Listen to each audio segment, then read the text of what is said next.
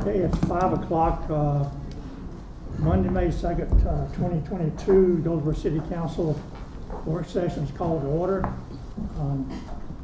Madam Clerk, if you will call the roll. Mayor Ham. Here. Mayor Pro Tem Polak. Present. Councilwoman Jones. Present. Councilman Broadway. Here. Councilwoman Matthews. Present. Councilman Gaylor. Sorry, just a second. Councilman Gaylor. Present. Councilman Aycock. Here. Okay, we're all here. At this time, I'd like to adopt the agenda with any changes. Does anyone have any changes they want to make? There being no changes, a motion to adopt the agenda. Motion to adopt the agenda. Is there a second? Second. Any discussion? Not, Madam Clerk, call the roll, please. Mayor Ham. Yes. Mayor Pro Tem Polak. Yes. Councilwoman Jones. Yes. Councilman Broadway. Yes. Councilwoman Matthews. Yes. Councilman Gaylor. Yes. Councilman Aycock. Yes. Okay, the agenda is approved as presented. We go into old business. The first thing is the non-profit organization support policy discussion. At the last meeting, I think we discussed it, and I mentioned that without the council's discussion or objection, I should say, that in the absence of Councilman Pollock and physically Councilwoman Jones, that we would defer the adoption of the policy and any discussion to this meeting. So I'll open the floor to any discussion you might have.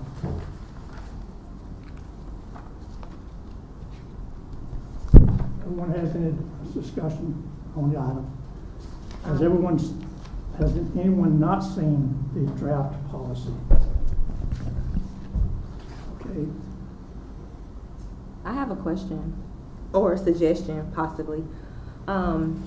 In looking at this draft, again, I'm going to mention that the board agreed that we would not use the United Way simply because we felt as though their scope was a little bit larger than some of our smaller nonprofits. And we wanted to give everybody a fair chance, and I appreciate the board supporting me on that.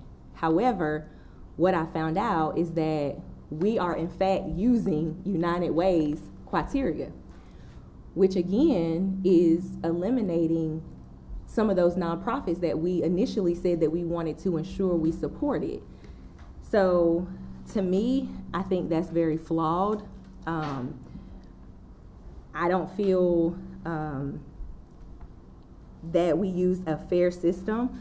So I'm gonna propose that, or I'm just gonna toss this out there, that we completely eliminate this process and fund all of the organizations at a particular set amount this year, and we work really hard between now and funding season of next year to ensure that we have a concrete system.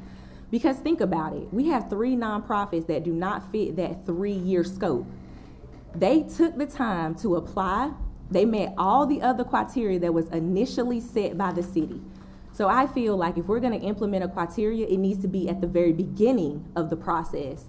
Because for a lot of people, that process was very intimidating. And there was one nonprofit who didn't even apply because the application part of it and the information that was requested was too demanding in terms of they have only been in existence for a year. So they didn't have some of those documents. And I really hope that the board considers let's fund all of our nonprofits at a set amount. And I did some numbers. I don't know what the budget's gonna look like, Ms. Catherine. I'm not even gonna put you on the spot. But I did some numbers, and if we were to allocate a certain dollar amount, let's say $5,000, we are still coming in less with funding than we have the past 2 years for our nonprofits. So I really want to say, let's cancel this criteria. I think it's flawed. We should never have been presented with United Way's criteria because we agreed not to use them. And I think it's unfair to implement a process after the process has already started. So I would like for us to strongly consider that as an option to ensure that we can fairly do this process. I noticed that you said you had 2 or 3 nonprofits that didn't fit, but there is one that I would like to add that is at its 2-year mark. And if it's the right time to add that now, or we can just do it later. But it's new, it's under a 2-year, and it's Tommy's Foundation. I think there should be, I think we should do what we call, and I understand everything that you're saying. I think we should do what we call a capacity building when we look at our nonprofits. Ms. Jones, can I interject something? What I'm hearing from Ms. Matthews is that she may want to put a motion forward to disregard the draft policy and adopt a new policy. And if she does and it's approved, then we would entertain your motion or your. Is that in the form of a motion? Well, it's similar yet not similar, because she's saying a certain amount. And what I'm saying is, let's say if we have like one of your nonprofits that's doing really good, we might look at it and they might get more than just 5,000, depending on the criterion and how many people they're serving and how effective that nonprofit is. Then we will give more than 5,000. Now, we won't do seed money. I don't think that we should do seed money for a nonprofit. But let's say one of the nonprofits has been there 2 years, and we have a paper trail where they have been doing really good things. Even though we didn't know about it, they come, we talk about it, we see it. Since we're the council people that's going to be looking at these nonprofits. And let's say one is doing, more and doing really good, then maybe they should get more than 5,000. That's what I'm saying. So yeah, that totally makes sense. But what I'm saying is, at the criteria that was presented by the mayor, that 2-year organization will not even be considered at all. So that's why my initial argument was to eliminate that 3-year standard, and the board didn't agree with me and they voted to keep it. So an organization like that is boots on the ground, like those other 3 eliminated organizations, they won't even get a chance to come before council because we've eliminated them because we say we're going to honor the status of your 501c3 instead of the work. So my initial argument was, let's eliminate that. And you agreed with me last week, but the majority said no. They wanted to keep the 3 years. So that organization will not even be considered. My thing is, rather than eliminating those 3 nonprofits that we know, well, I would assume we know how well they're doing in the community but don't meet that 3-year mark, let's just fund all of them like we have in the past, because before this year, every nonprofit got funded. So I'm saying to eliminate those being excluded and to keep the process fair, because now we're telling them, we didn't tell you had to be in existence for 3 years when you first filled out this application, but now we're telling you we have to be. And I'm also telling you that even though we said we were not going to use this organization's criteria, we're going to use it anyway. And that's just not fair. That's not fair to those organizations who put that sweat equity in to get our process done like we asked them to. They met the initial criteria. So I'm making a motion that we eliminate this process, not indefinitely, but for now, until we can better address it and look at it and work together as a council, not just us accepting a particular criteria. And we consider funding all of the nonprofits at a set amount based on the budget that we will get from finance when that time allows. So again, let me clarify, because I added a lot of extra words. My motion is to eliminate this process for now and agree to fund all of the nonprofits at a set amount based on the information and funding that we'll get from finance at the time of budgeting. That's the motion. I'd like to say something, sir. So the motion's been made. Is there, Go ahead and see if you can. is there a second? Second. Any discussion? I totally disagree with you in all due respect, in that we have, and I went through this when United Way, years ago, when the United Way and Tuscarora Council and also the Wages Organization were doing it, and I see if we are dealing with taxpayer money, if any way we are talking about, and it's taxpayer money, and as Councilwoman Jones says, we can't provide seed number. We have got to show outcomes that are able to have a true meaning for all the citizens in the city. And if we have, these people mean well, these new people, I know they mean well, but they've got to show an ability to do it, to handle it, to have an organization and do it. And right now, we don't have that. And so I'm against it. I'm not saying we have to adopt this draft, but I'm saying we have to have a system, not that we give everything to everybody at one time. That's not physically responsible. And that's not physically responsible with taxpayer money. So I'm against that. I don't disagree with you. I actually agree with you. I think we should have outcomes, and organizations should be able to share something. But an organization like Councilwoman Jones mentioned, who's been in the game 2.5 years, they've got sweat equity, they've got some outcomes, because I shared outcomes with you last meeting. I shared a significant amount of outcomes with you last meeting of these organizations that you consider to be new, but technically are not new. They're just new to the 501c3 status. They're not new to the work. So an organization like hers still wouldn't have an opportunity to be funded. And how can we in our moral compasses say it's okay to accept this, what we've been proposed from an organization that we said we wouldn't use? So based on that alone, I feel like it's flawed and we should just start over, personally. So instead of wasting, I don't want to say wasting time, because I think it was valuable time and I think we should invest the time that's needed for stuff like this, but let's just say, let's give all of the organizations until we can really sit down and create a criteria, because I had some things that I wrote down, but they weren't heard at the last meeting for whatever reason. It was only this criteria that we were focused on at the time, but this is United Way's criteria. So how can we use their criteria when we agreed that we don't think it would be inclusive to all of our particular nonprofits? And I don't think it's fair to keep calling them or even use that seed. I don't want us to me, that could be kind of offensive and a little bit judgmental, because we don't know what they're using the funding for. We didn't ask. We can, but we didn't ask that. So it's not fair for us to say what we're going to use it for. Can I ask a question?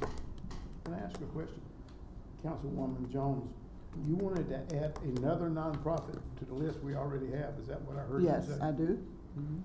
I thought we had a and this is no disrespect to you at all, Yeah. but trying to follow criteria, Yeah. we had a closing time for accepting these, and that was, what, 6 weeks ago or so? Yes, I know we had a closing time, but since we haven't even gotten the process up and off the ground, I didn't see any reason why it couldn't be in and that they could not be included, because we have not adopted this process yet. You know, I'm just Since saying. the process has not been adopted. And there are some good things in this draft.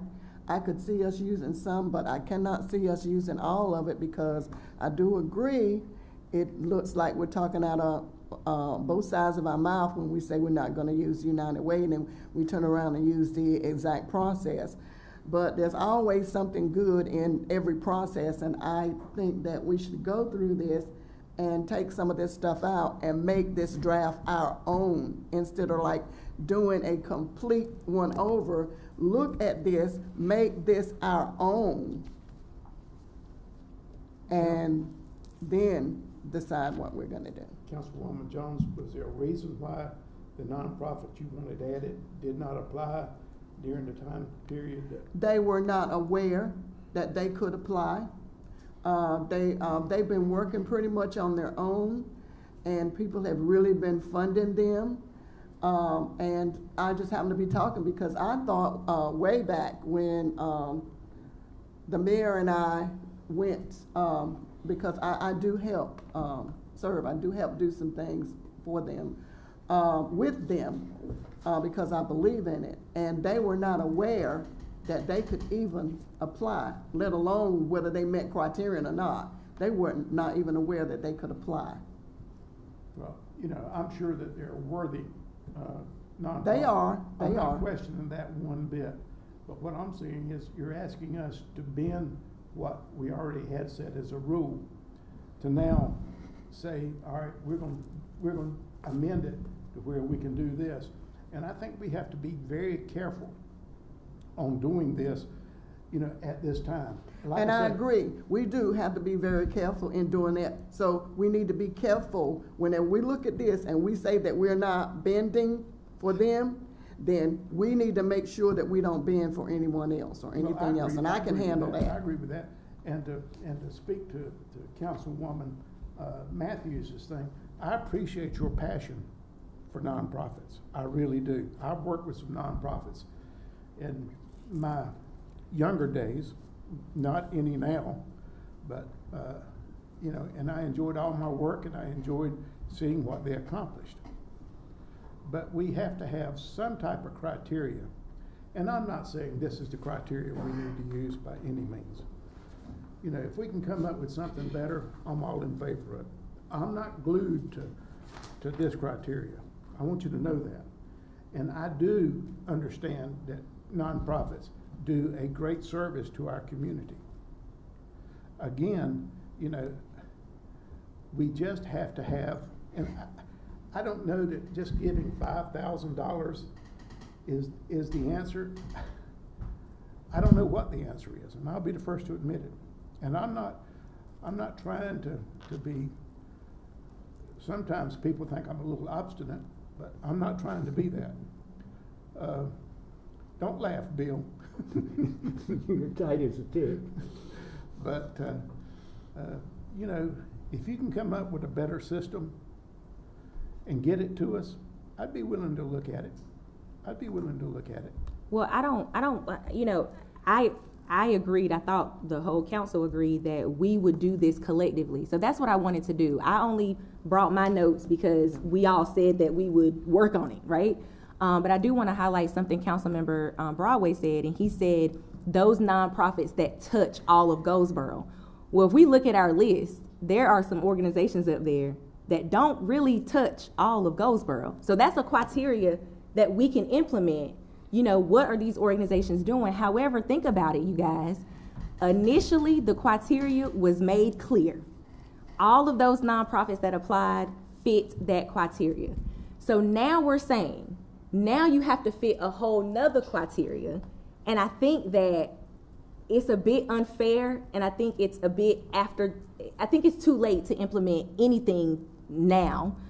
And I'm just asking that we say, let's do it how we did it last year, but let's commit by budget cycle next year that we have a criteria in place, because there's no way we're going to be able to get this done. I mean, I'm pretty sure we could, but it would take a lot of extra meetings that I don't know if it's necessary right now. And let's work on this together intentionally so that when we come back next year, the nonprofits know what our requirements are, and they won't be, you know, kind of bamboozled, because these three organizations are coming in saying, yes, I have a shot now, because they didn't before, because we kept it exclusive. And now we're creating another exclusive system. And Councilmember Broadway, it gives them some more time to produce some more outcomes for you. If we say, you know what, let's do it how we did it. Let's consider what Ms. Catherine is going to bring us with budget numbers. And you're right, some organizations may need more, but I was just trying to be fair across the board so that everyone could get something at least. So the 5,000 was just a number that I kind of threw out. I understand what you're saying about, you know, some of the ones we're funding don't reach every segment of our community. I know when I was working with Boy Scouts, we tried our best to establish ourselves in the black communities, but we couldn't. We didn't, and we spent a lot of money to try to do it. But yet the Boy Scouts don't ask for money, and that's fine. I know they have fundraisers. Gosh, I know they have fundraisers, but, Telling me. I don't know exactly how to respond to giving every organization $5,000 or whatever. I just don't know. And one of the reasons I don't know is because, I don't watch much commercial TV. I do watch some cable. And all the economists or most of the economists are telling us we're heading into a recession. And if we're heading into a recession, that means our revenues are not going to be what we're projecting today. And it worries me. So, I mean, we could say, so what I was saying was, in doing the numbers, even giving them 5,000, and that was just a random number, okay? Everybody, it was just a random number. We are still coming in significantly lower than we did the past 2 years in funding those nonprofits. So that's what I just try to find a number that would put us lower than what we've been giving, because we don't know what the number is going to look like. We can say give them 500. My thing is, instead of eliminating those 3 nonprofits, let's figure out a way that we can give somebody fund them all, because we've always done that with no angst or no argument from any council members. We've always funded all the nonprofits. And I'm just, No, we haven't. I mean, in the past 2 years, No, we haven't. okay, well, the past 2 years, this says, and you probably can't see it on the TV, we see requests, and then there's some you can see that wasn't funded, and that's because the contracts ran out. So these organizations received money. I'm talking about the past 2 years. So let me not say forever. Let me say the past 2 years, because we've all got this document. And this shows what they requested. There's even a document with more information that says what they requested and what we gave them. Come on, guys, we can't play with the small stuff. I'm just saying, there is a motion on the table, and I want you guys to strongly consider how we can just be fair and creating a fair system for everybody. Let me say something for the record here. I want to clarify something that's been misstated.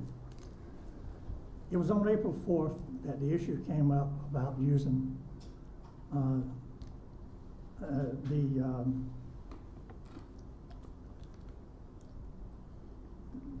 the organization that we talked about, the name escapes me, Missouri Archibald's organization. And what was said at that time was that I believe there was no criteria spoken except for the fact that they used a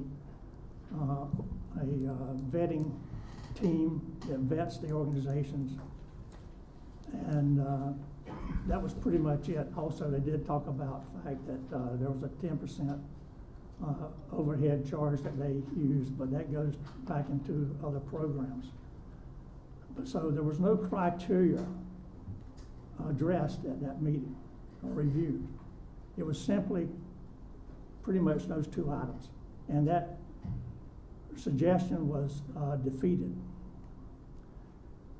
Also in that meeting, we talked about us going forward with our own organization, and I mentioned that we needed to get started. We needed 2 things. We needed to know how much money we were going to give, and we needed a process to do it with. And I believe I said that I would go ahead and start working towards one, and council members could submit suggestions or input to that, which is what I did. It was at the 18th of April that the draft document, which I worked with both staff members here and the city staff, we collected information from processes from Raleigh, Apex, and Wilson that was reviewed, that went into the draft document. So to say that we rejected them based on the criteria is not quite correct. Now, we did not approve the draft document on the 18th by virtue of me not calling for a vote on it, as I said before. And to be fair, it is very similar to the United Way process, which I used as a reference document also. So I just wanted to clear the flag that the original rejection of United Way was not based on their criteria. It was based on their vetting process, which is part of their criteria. That's So we correct, can but play no- with words, but the point still remains. Their vetting process included that criteria, Mayor Ham. And the discussion came up about their process and what that looked like. I'm just making clear that there was no process document that was rejected on the 4th of April. So, Mayor Ham, if I may. Yes. So you said that, policies from other communities like Wilson and Apex and Raleigh were consulted. Do their policies look a lot like this? Are there specific pieces of this that, were definitely gleaned from other cities? Can I point out any specific one in here that says? No, nothing That's specific. just a rhetorical question here. Sure. I know I can't say that item 4 came out of Apex or whatever. Yes, sir. One of the things I did note from both Apex and Raleigh, correct me if I'm wrong, Madam Clerk, that both those cities base their funding on $1 per census person. So hypothetically, if we were to do that, we would only be allocating about $33,000. That definitely is not in this document. Madam Clerk, can you share those criteria with the council? Those where he got his references from. Do you mind sharing? Thank you. As I said, you're not gonna find a lot in there because United Way was the basis of the document. Okay, is there any further discussion? I just want to say this, and the reason I also seconded Councilman Matthews' motion was because I also remember on the April 4th meeting when we said we were gonna come up with our own process, and when I saw her text or email today, and it was saying that it was similar to something we said we weren't gonna go with, but also if a person, came out and applied, and at that point, they found out that now we're saying that they had to be in existence 501c3 status for 3 years. To me, that person was given a false sense of being able to be an eligible applicant for that. So in the same manner that we did the city manager's evaluation, whereas we didn't have one before, but then, you know, we had issues or whatever, but then we came up with a plan. Now he's held accountable to that standard based on what he knows in advance. And I feel that if we don't have it established before we put the blast out in reference to what the qualifications criteria are, then we're doing a disservice to the applicants because now we're changing things based on what their eligibility status may be. So for an example, if I'm a 2-year person that may have been in existence, and I know, I'm not gonna speak in particular, but I know of an organization that's been doing things for over 10 years. They may not have the 501(c3) status of 3 years, but they've been working. Mm-hmm. And I've been there and seen that. You know, when I was a little bit more athletic, I would help a little bit with the organization. But now they're an applicant, but they haven't had the status for that amount of time, therefore they're ineligible. So that is one that I'm speaking to because I've had numerous constituents say, I'm a taxpayer, I don't want my money to go to any nonprofit. But that's why I said on the 4th, we are the representatives and liaisons of these organizations, some of which we have worked with personally that may not meet the criteria. And it's kind of like we're putting the cart before the horse because we're shutting them out the door when they actually have been doing physical work, but they haven't met the criteria based on that. So I just wanted to elaborate on why I felt that we should possibly next year, once we have it as a board, and fine tune what we need, then we can be, you know, we can look at it from a different perspective at that point. But as of now, it's kind of like we've accepted the applications, these people have submitted. Had they known that that was a criteria, they wouldn't have submitted. So we're changing things seemingly, and I thought we were gonna do this as a board. So that's all I have. Okay, the motion on the floor is that we give everybody $5,000. No, ma'am. No, ma'am. No. No. is said amount, and that's at the discretion of the board. Okay, There's no all right. dollar amount that's been put. Okay. Would you state the motion again fully, please? Okay. The motion is to defer this process, and fund all of the nonprofits, all the eligible applying nonprofits at said amount based on Okay. whatever numbers that looks like once we get them from Okay. finance. And we'll intentionally do this process for the next budget cycle. Didn't Well, I say I that, think- Ron? Ain't it what I said? So Is that what I said before? Okay. Laura wrote that down, I didn't write it down. Okay. Trying to process part of that, which was, that time, I think you used the word eligible, which you didn't use last time, I don't think. Okay. Eligible brings a whole different now question of, what does that mean, eligible? 'Cause So that's when what I the say- policy was gonna address. No. Okay. The eligibility that they had, and I thought I should add that word to make it more concrete, but I can take that word back out, but It's your all of motion. the, but I want to do it right. All of the nonprofits that are on this list were eligible based on the criteria that was set, and they are on, the ones that are on this sheet. That's what I'm speaking to. There's no way I'm gonna say the same thing 4 times, so y'all just, Would you is read that? back what you have in the minutes? Are you sure about that? It was long, so, you talking about this one or the last one? Well, read what you The have. one that was seconded. The one that was second. The one that was seconded, I did not get all of it. The first part of it was made a motion to eliminate the process for now, and agree to fund all nonprofits at a set amount. And there's more, but I couldn't catch it all. I was gonna go back and listen to it. Set amount based on the numbers from finance, so that works for me. That works for me? I think that covers, Councilmember Pillay, does that cover? Okay, So now what's- that's clear. I was thinking that you had said 5,000. I don't know why. I had did, it was just a 5,000. number I threw out. That was just Okay. generic. Yeah. But eligibility at the time of,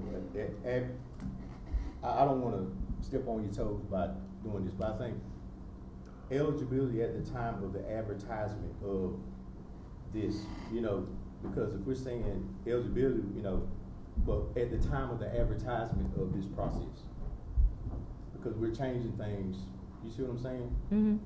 Is that But see, basically if- what you're saying, if you Councilman? do The time that- it was, If you do that at the time of this process here, then the other ones wouldn't get anything. no, the process, like, the deadlines, like, we're saying it was closed out at a certain time, right? Mhm. So the eligibility requirements at the time of the advertisement, so it's closed out now, right? Right. So nobody can add to it. So the Right. time the window of time that the process was advertised. Okay. You see what I'm saying? Does that make more sense? I'm sorry. All That right. was March 9th. We got an email from the city manager saying what we gave last year. I definitely don't want to exceed that amount. So there was a list of nonprofits and several requirements that they had to submit. Some of the nonprofits did not submit all the requirements. Right. So needed to understand from you all what those requirements are. Do they need to submit all documentation, or if they're missing documentation, it doesn't matter? I don't understand what Well, if you're a doing. nonprofit just came into existence, they wouldn't have an accountant to, I don't know the accounting terminology, but they wouldn't have a CPA to come in and do records because they don't have any. So they don't have it. So That's my point. We cannot bet on the come with a nonprofit. huh? That is physically not, we're just not being good stewards of taxpayer money by doing that. I just don't. Well, now I agree with you with being good stewards of taxpayers' money. And I Across just the don't board. think we're doing it. I just. Part of the other thing I would say is, what do you want staff to do? No staff is really doing this right now. Catherine has a list of things she has to collect before she provides this funding, but there's no staff making sure that they're providing the outcomes. They haven't come and briefed you on the outcomes. What are you looking for staff to do in this process would be helpful, because if you have 50 nonprofits, that's a heck of a lot more work than 13. But we don't have 50. We just Well, have how- these how few that's many on do this you have? paper. We don't How many? have 50, so let's not use the 50 number because Well, that whatever the changes number things. is, what's the number? What did we do, Miss Catherine, last year? last year, did anybody come before us and tell us what they did before we funded them last year? I No. think some did come forward. Actually, the one that did come before, you're saying not to fund them. That's the one that won't meet the criteria for that 3-year stipulation. The one that came to present to us. I'm talking about last year. During They budget did cycle, not did for the any budget cycle, nonprofits right. come before Right. us Right. and that's tell I'm us what they asking, did? What do you want us to do? What did we do last year? We funded the same profits they funded before. I'm saying, let's do the process we did last year. That's what I'm saying. Until we can create a system, a workable system, an unflawed system, and the council can build a criteria together. That's what I'm saying. Let's do what we did last year. That's all I'm asking. Okay, what we did last year, if I may interrupt, council was not involved in any part of that except approving the final recommended monies. So far as the vetting, interaction with the applicants, that was done by other staff members. Did y'all do vetting? We checked through the checklist and made sure that they had the documents. So would you mind following that same process this year if that's what we agreed on? It really, all of this now is in the manager's office. Okay. His office doing it. Oh, Miss Laura, I'm just asking, because if it's too much, then we need to try to figure out something else. Would you mind if the board agreed to do what we did last year? Would you mind taking on the responsibility of doing that checklist, or have you already done the checklist? Huh? It should not be in the city manager's office. It should be in community relations development or whatever finance is doing right now. The city clerk has plenty of stuff to do.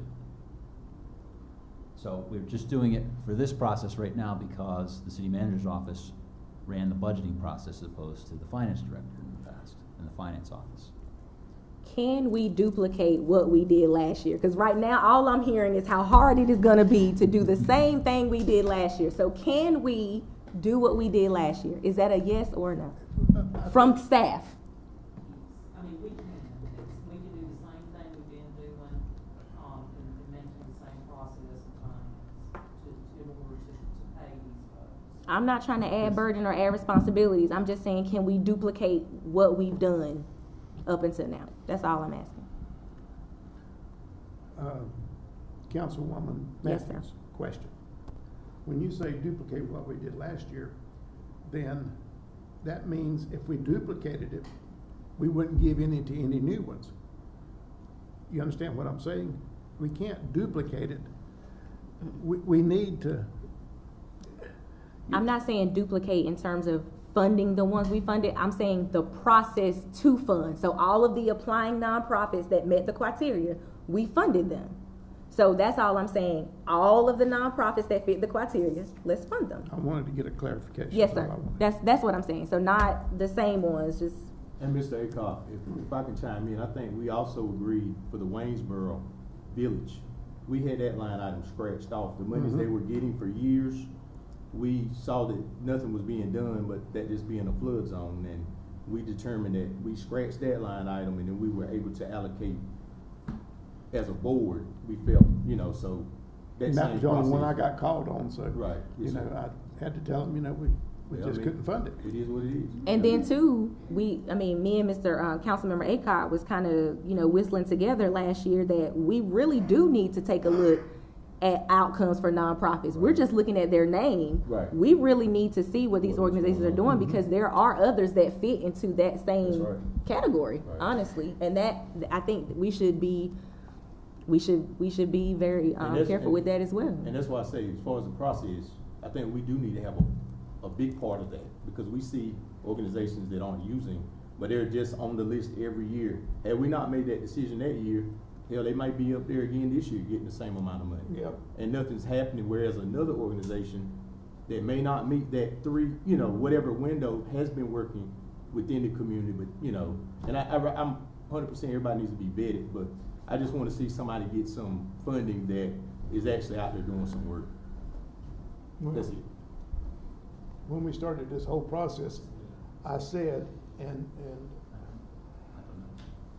I don't see where it's the city or the county.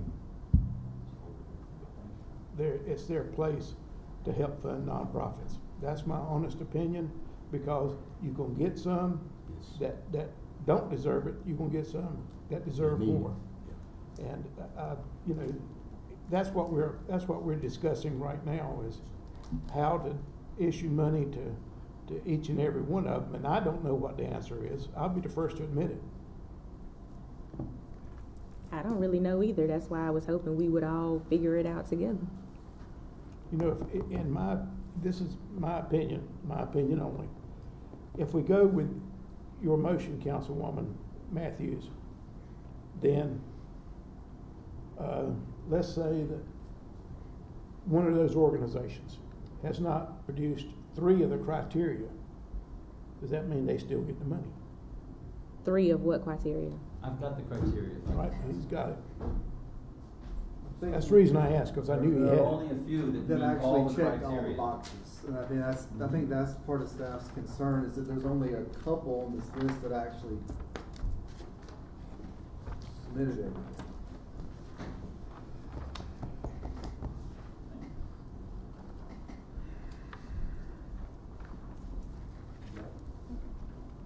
So the none means didn't apply, or the none means didn't have. It didn't supply it. They didn't Did provide the not submit. information. Right. So the X means they have it. Yes.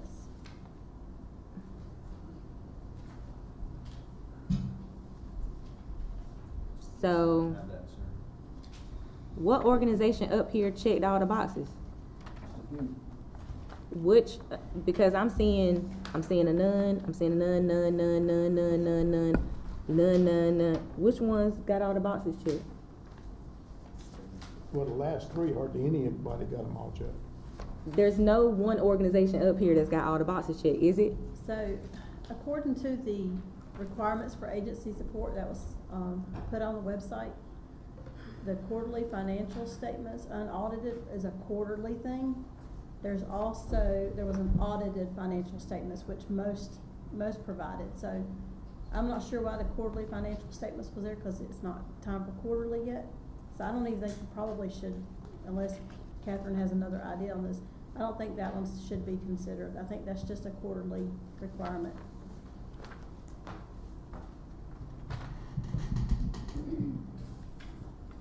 Just quick clarification, the audited financial statements, was that just immediate previous year, or was there some longer list to that? It just says annual or with budget application to provide the audited financial statement.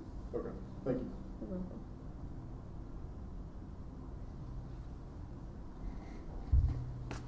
So, the, Councilmember Gaylor, you just asked about what, the audited financials?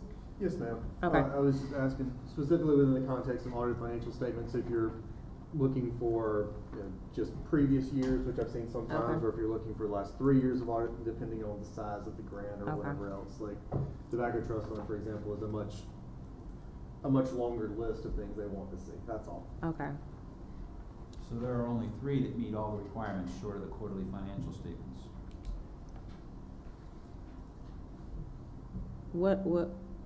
Okay, I see 2. Literacy Connections, 4-Day Movement, and Wayne Pregnancy Center. Everybody else is missing some form of documentation. Missing it because, well, Not we can get submitted. into technicality, so let's keep it light. You know, and I'm not trying to pick, but when somebody doesn't submit their required document or their detailed budget, or what is the COI? Insurance. Oh, okay, certificate of insurance, okay. Then, you know, it becomes a little fuzzy. But we only have one agency, because we're not looking at what's in gray, right? No, So we only had one agency who didn't provide a detailed budget. so should we provide them with money?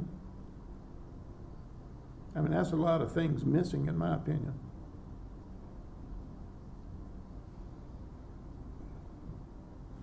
But they've got their budget, I will.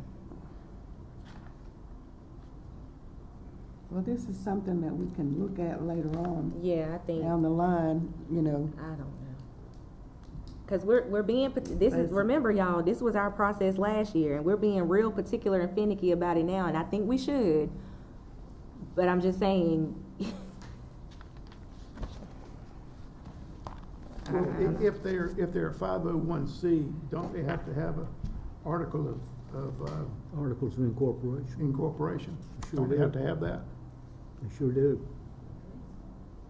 I think they do, in order to be a true 501c.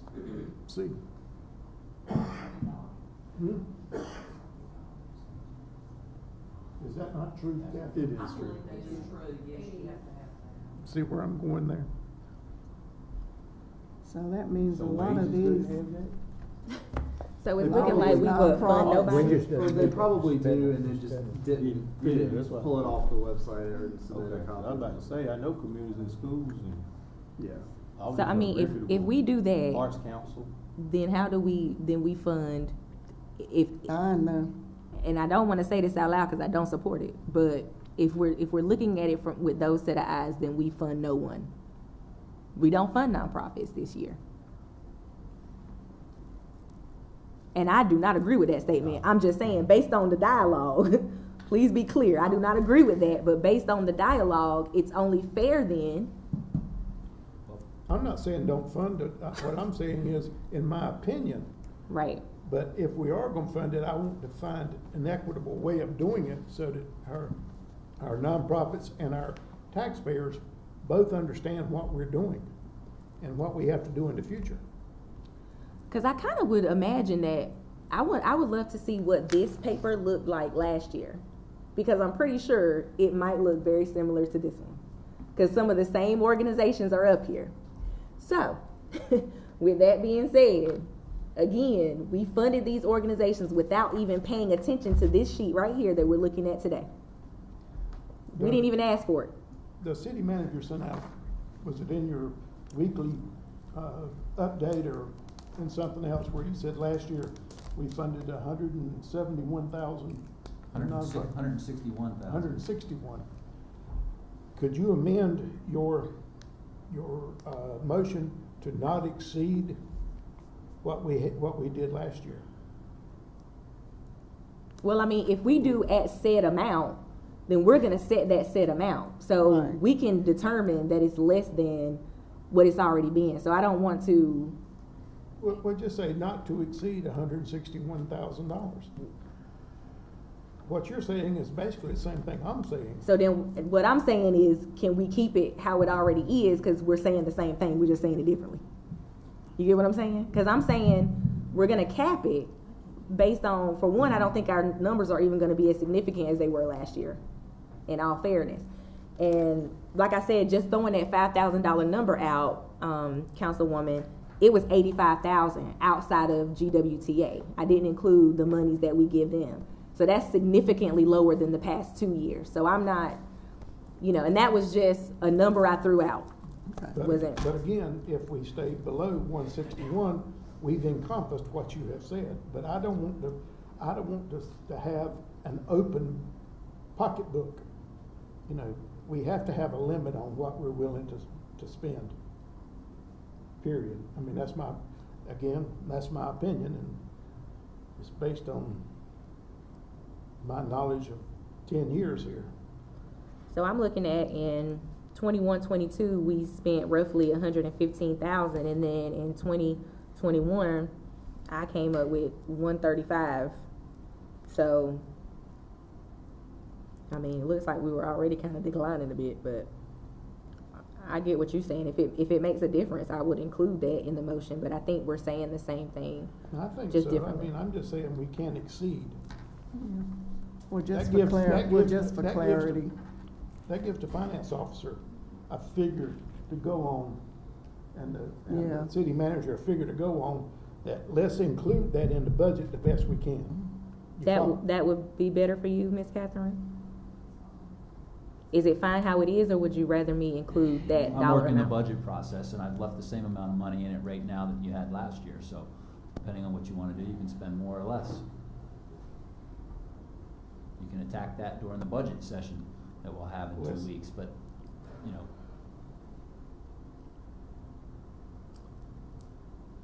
one thing that bothers me right now, and I don't have any problem with any of this, but some of these nonprofits have budgets that they're working on now, and they're hiring people, and I'll give you a good example. The WUSH program puts nurses into schools, into the elementary schools. The WUSH program is, they're making their plans now. I'm sure the Boys and Girls Club. So we've got to, Miss Adine at HGDC is doing her work. So I'm not sure when it is, but it looks like we're trending to go back through the presentation, that these nonprofits come and give us a presentation and tell us what they're doing. But some of these people are building their budgets right now, especially the ones that Watch is, I know for sure that they're doing it, even though they get some CDBG number. They also get money from the city too. And WISH is so important that we've got to keep nurses in schools. So, I mean, whatever we're doing, we need to do something so we don't dilute what everybody gets. These people have known expenses that they're depending on us to get them now. That's my only point. Okay, is there any other discussion? I have a motion on the floor, second. Made and seconded. Did you want to amend the vote for it motion? without an amendment. Hmm? I'm not gonna vote for it without an amendment. I would ask for a clarification again as to Yeah. the motion. We've had so much Read the discussion. motion one more I time. can read you what I have, and you can tell me if you would like to adjust it. Okay. Motion to defer the process and fund all nonprofits on the list that are eligible based on the numbers provided by finance. Okay. Everybody understand the motion? So I will amend the motion to say not to exceed $160,000. And what does eligible mean? Did you just say eligible? Eligible? That That's- are that eligible word is based on not- the numbers provided, yeah. So, Did you use the word eligible? I did, Okay, can you remove that word? yes, ma'am. So, I think it's Let's been call a amended question, again. please. Let's just make Charles, sure. yeah. Okay, we'll do this Charles, again. did you second that motion with the Second. amendment? Yes, sir, I'm sorry. Well, She's she's about to read it I'm gonna read again. it one more time. Defer the process and fund all nonprofits on the list based on the numbers provided by finance, not to exceed $150,000. I said 60. 160. 160, Yes, ma'am. okay. Thank Okay, we you. got a revised motion here. Is there a second to the Second. motion? Second. It's been second. Any What you further think, Charles? discussion? All in favor, raise your hand.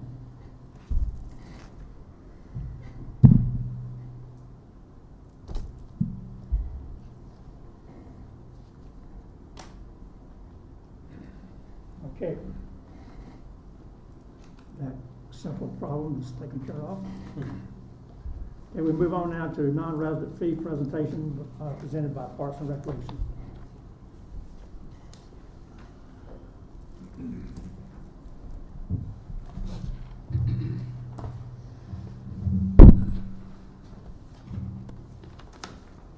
Good evening, everyone. Good I'm evening. back Good before you evening. again. The presentation you're gonna see is very similar to the one that I presented to you all about a month ago. As far as the discussion regarding, should we look at changing our fees for Parks and Recreation. So what I'm gonna do, I'm actually gonna skim through the first few slides to get to what I added in. Before I get to that, just to recap, what was presented to you all last time, like I said, about a month ago, we were just talking about the fees for Parks and Recreation and the amount of participation, the increased percentage participation, particularly for youth sports. And so at the end of my presentation, I was letting you all know that, you all as council, we essentially have three options.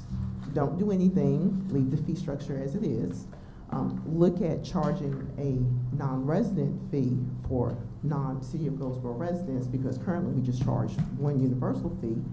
Or third option, see if the County of Wayne would be interested in helping to supplement our recreation fees, because there are some areas around us, Kinston, Lenore County, specifically where that's done, where Lenore County helps to supplement what Kinston Parks Recreation does because they're essentially programmed for the entire county. So again, I'm here before you this evening to introduce what a possible fee increase structure will look like. So again, this is just, the background information from last time. And then this is the slide I wanted to get to.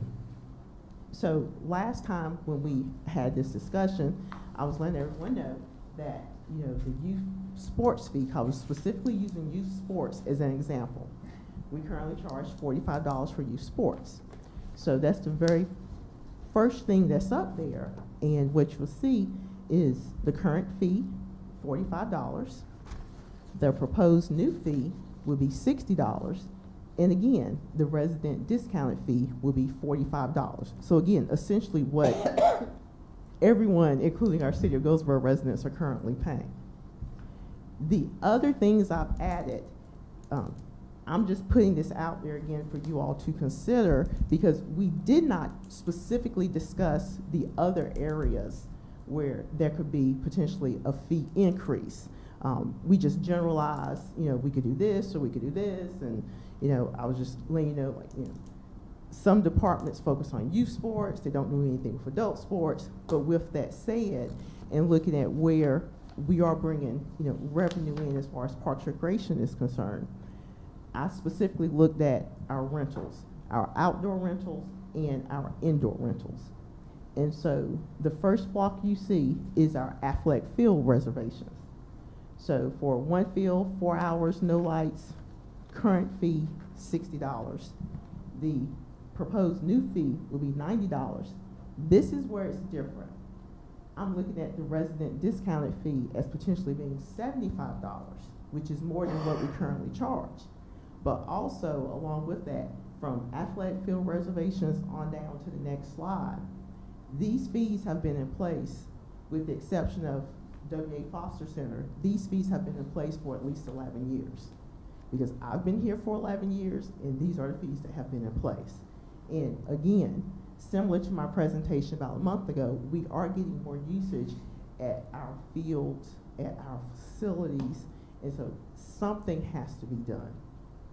And so that's why, again, I'm looking at proposing a new fee structure where for rentals, it would be an increase for both residents as well as non-residents. I know the question has previously come up as far as, well, what would the monetary increase look like? I can truly just give you all projections because unlike when there's a water bill increase, you know how many residents, you know what that figure is.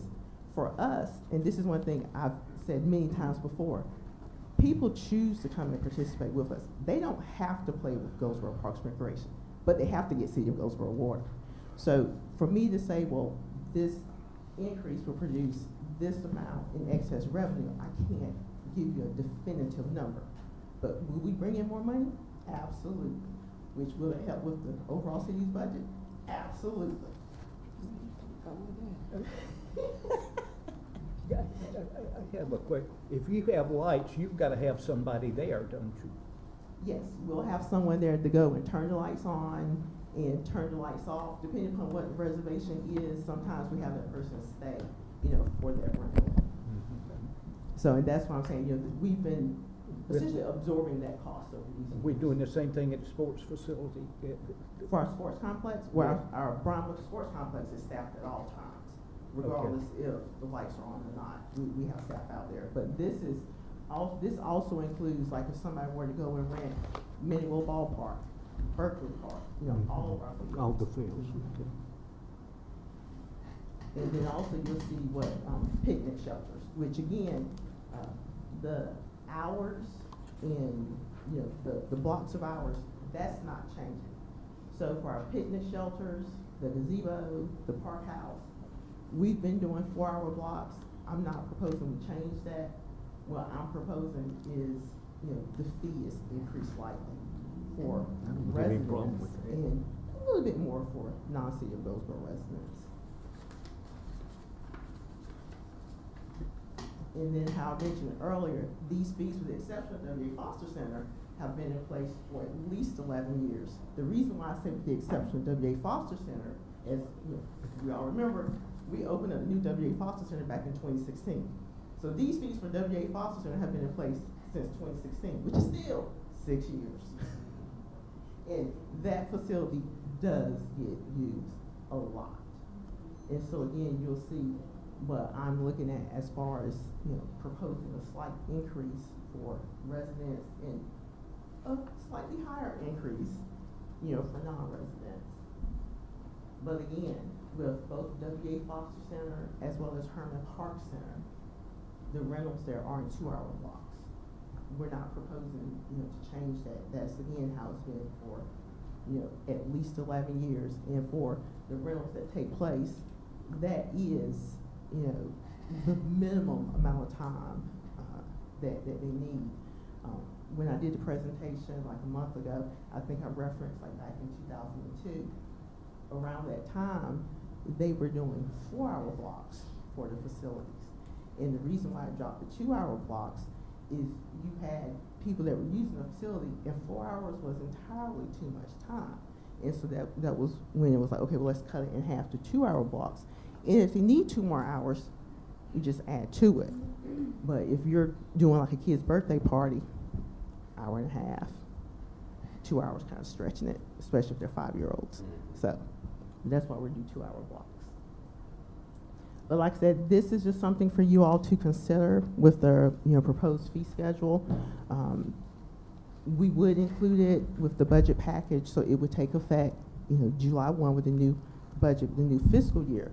But the other thing, who qualifies for a resident discount? This is really where I'm looking for input from you all as council members. And again, this is based off of my research for looking at other Parks and Recreation departments that do charge a fee and then the resident discounted fee. It's how do you determine who's a resident and who's a non-resident? First one's pretty easy, cut and dry. City of Goldsboro resident. And how do you figure that out? They pay property taxes. Water bill, applies to everyone in the household. The other two, well, the middle one, I was actually kind of shocked to see this when I looked at other departments, but I was like, it kind of makes sense. Where if you're a property owner in the city of Goldsboro, and again, this is just something I'm throwing out there for you all, you will be able to get the resident discount, but it only applies to the property owner if you don't live inside the city limits. So again, that's something to consider. Is that something that you all want to look at as far as, because again, they're paying those property taxes inside the city limits of Goldsboro. But with that, do you also want to include a household or just the actual property owner? Again, just throwing it out there. And then the third bulleted point, city of Goldsboro employee. And again, looking at, is it applicable to everyone in the household or just the city of Goldsboro employee? And one of the reasons why I did put that one there is currently within our recreation centers, both W.A. Foster Center as well as Herman Park Center, we have fitness centers or workout rooms. And you all as council voted several years ago to allow City of Goldsboro staff, but just City of Goldsboro staff, not the family members, to have access to those facilities at no cost. Because prior to you all voting on it, we were charging them, me, the same fee as other residents within the city because it's open to everyone within the city. So that's one reason why I put that up there as far as do we want to look at giving the city discount to City of Goldsboro employees, and again, just City of Goldsboro employees, or to the household. And full disclosure, which I think most of you know, I don't live inside the city limits of Goldsboro, but I am willing to pay the non-resident fee. I know some people are like, don't say that, don't say that. But I'm willing to pay the non-resident fee, for my kids to participate in our programs because I fully stand behind our programs. So, I did want to put that out there so people aren't, well, you're just doing that to make yourself better. But again, these are just things I wanted you all to consider and to see if you all have any questions or directions for how we clarify the resident discounted rate. I have a question, and it's dealing with both 2 and 3 up there. you know, city of Goldsboro property owner is not applicable to others in the household. Let's say the business over here on Mulberry Street. He pays his property tax, but he also has a water and sewer bill. So, you know, he's doing everything and paying fees that the homeowner's paying. And yet you're saying his family members can't participate Well- without paying a non-resident fee. And I'm glad you brought it. Well, seriously, that's why I put it up there to have this, discussion. And again, I've seen it both ways when I looked at other departments, where, if you're a property owner, then it'll go to everyone in your household. And if you're a property owner, it just goes to the property owner, which, I'm good either way. But I just wanted to, put it out the way, so I've seen it both ways. But the reason I'm saying that is one of the biggest things I hear from people is, I pay city property taxes, but I can't vote for the people who make the rules. And I can understand their frustration with it. We may raise a water and sewer rate that affects them, and they have no say-so in it. So I'm thinking, in my opinion, that if they're a property owner and pay water and sewer bills, they can bring in the water bill and let whoever in their family use it. Most of the people out in my district don't have small kids who would use it. I mean, really and truly. It doesn't affect me so much, but I feel for the property owners who really get very little for what they pay in taxes. And this is one way we can say, we're treating you like we do anybody else. And the city employee, these city employees we've got to treat them with a lot of respect. And I think by allowing their children or whatever to use the park and rec facilities, I think that's telling them, again, they're appreciated. So I have some problems with 2 and 3. And just to piggyback on what Councilman Aycock said, I think all of them should be checked off. I mean, we're facing the retention problem with our employees, so at the least, I think their families should benefit from this. I mean, the utility rate increase affected everybody, as he said, and I mean, this is just a way of showing something that we're giving, as far as not charging them extra, not allowing their family to benefit from this. So I think all of them should be eligible in that regard as resident discount. Yeah. They can show their city tag, Right. And the others I can can show look their 'em up. water bill. If they're a city employee, I can look them up. Exactly. Except for I Felicia. agree with you, Todd. I mean, the only thing, now the golf course is gonna be a different matter, isn't it? Yeah, and see, and I haven't brought anything, before you all, because again, this is just some of our programs, and I was purposely just trying to focus on a couple of areas, our facility rentals and our youth sports. But we have other programs that we do, and so it's just kind of like, okay, let's see what happens with this, and, if y'all want, I can bring it back next year to look at, changing fees for other areas as well. One thing I would bring up, we had this situation at the golf course when we were talking about double fees. Is that there are a lot of people, there were some people, let's put it like this, some people that came to the golf course and presented their driver's license that showed that they had the Goldsboro address, but in fact did not live in the city limits. A lot of people have Goldsboro address that do not live in it. So I would caution you about not accepting the driver's license necessarily. Right, and that's why I purposely left it off, and actually going kind of circling back to what Councilman Aycock mentioned earlier about, how we have property owners that pay property taxes but are not eligible to vote. And I was looking to, okay, I had to go and find my voter registration card. What does my voter registration card say? But it does not say, like, if you're a city resident, county resident, it just says what your voting district is. So that's why I was like trying to see like what other things could we put up there. But I purposely held off driver's license, because you're absolutely right. Because when I did live in Goldsboro, I had a Goldsboro address, and I technically live like 2 miles outside of Goldsboro. And by the way, I support Councilman Pollock's I do agree. comments on item 2 and 3. On the employees, absolutely. Same exact sentiment. I think it also needs to be something that's fairly workable for your staff. And they've got to be able to work it, and I would hate for them to have a situation where they're looking at a property owner who's presenting a tax statement, and then they're trying to make the judgment call. Now, is that a commercial building or a residential? Let's don't put them in that position. Just set your rule. And obviously, employee benefit. And the more people we're pulling into our parks, the better. That's the whole point of them. It's one of Goldsboro's strongest assets, and I want them used. I want to support them. To that point, you mentioned this last week, last meeting. I don't want to emphasize this one more time. Folks that can't afford to pay. We're talking youth sports. We're talking these parks. We're talking these programs. What processes are in place to make sure that absolutely no one is turned away? So specifically for youth, because that is where we as Parks and Recreation comes in. I mean, we have a statement, I'm gonna paraphrase it. We do not believe in denying youth, children, the opportunity to participate due to their inability to pay. So with that in mind, if we ever come across that, or if someone says, I'm having difficulty paying, that's where I ask they set up a meeting with me and we sit down and see like, what can you pay? When can you pay? Because we have had this to come up in the past where it may be a situation where someone can pay, like for summer camp, but it can't pay that week. They get paid in 2 weeks.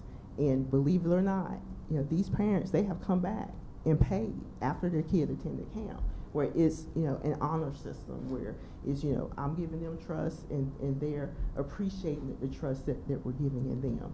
So like I said, that applies for all of our youth programs, youth sports, youth camps, like I said, youth programs. We specifically do that with our youth programs. What I'm about to say is an impossible scenario, so don't take it as anything other than that. There's a lot of folks who won't ever call. There's a lot of folks who will just say, well, I guess I can't do that. And my message to them, and I hope that you and your office are able to do something to remind people they can. Because it's incredibly important that every child, regardless of the income level of their home, if they want to play soccer, they get to play soccer. So thank you for that. Thank you. So, Ms. Brown, are you going to ask for a council decision this tonight, or you want us to mull it over? Well, I mean, from the head nods I'm thinking we're good as far as what the qualifications are for a resident, as far as including everybody in the household. And like I said, this proposed fee structure will be part of the budget packet where it'll kick in July 1. Okay. So it's not going to affect anything we have going on now. But I know Catherine appreciates. If we can have Catherine, let's do it. I personally like what I saw with the fee schedule, but that's, again. Yeah, that's really what I'm talking about. Okay. Both parts of it now. Mm-hmm. Yeah. So, again, just seeing, are you all okay with this? Am I crazy for these fees? Let's ask you a question this way. Do we have a motion to accept the proposed rate changes? So moved. Motion's been made to accept. Is there a second? Second. It's been second. Is there any discussion?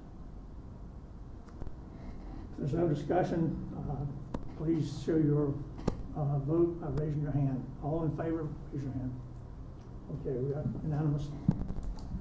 You got it. Thank you. Thank y'all so much. Okay, good. Okay, this time we'll move to the consent agenda. Mr. Solomon?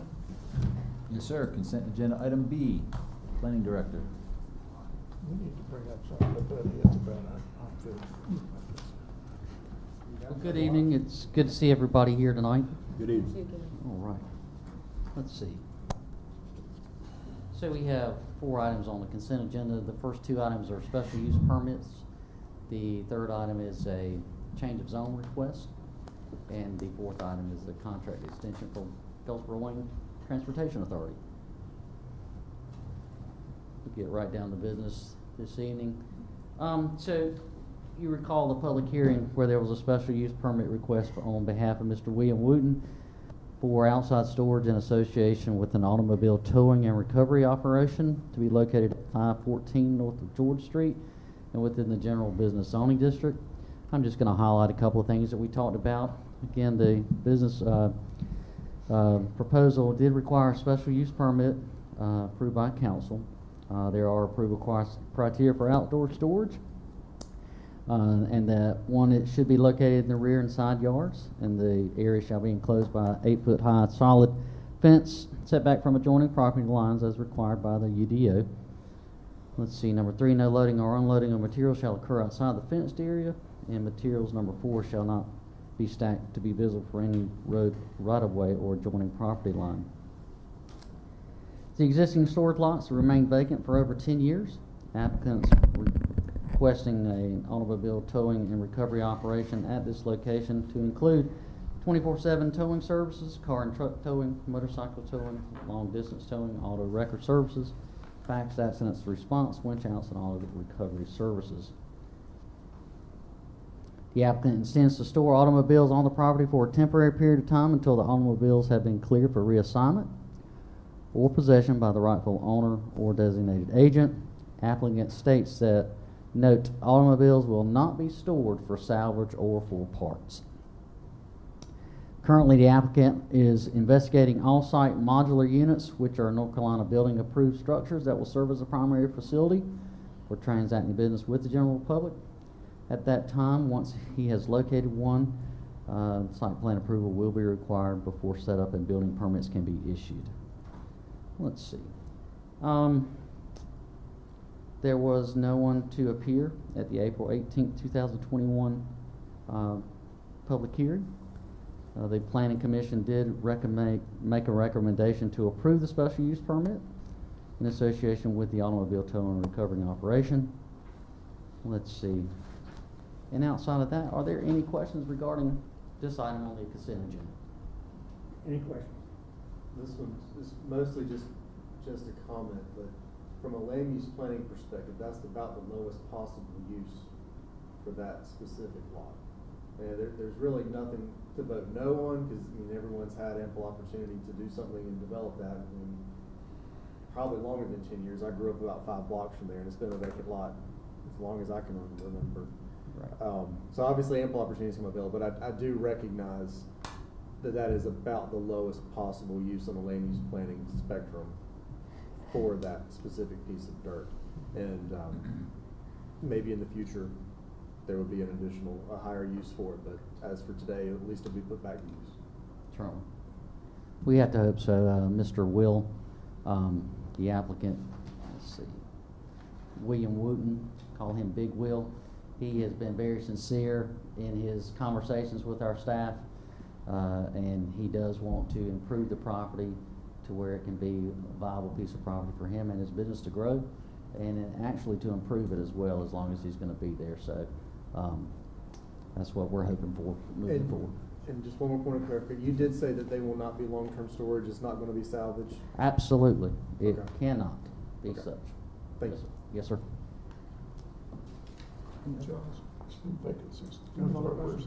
Yes, sir. If it's okay with the mayor, I'll be glad to move on to your next item on the consent agenda. All right.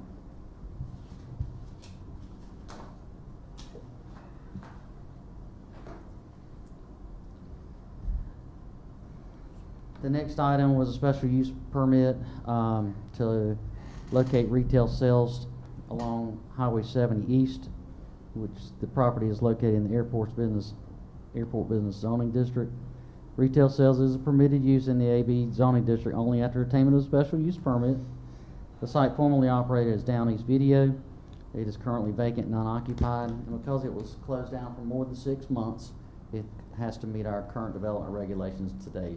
And so, unfortunately, going through this process, you can see the rest of the comments, but paying specific attention to page 2.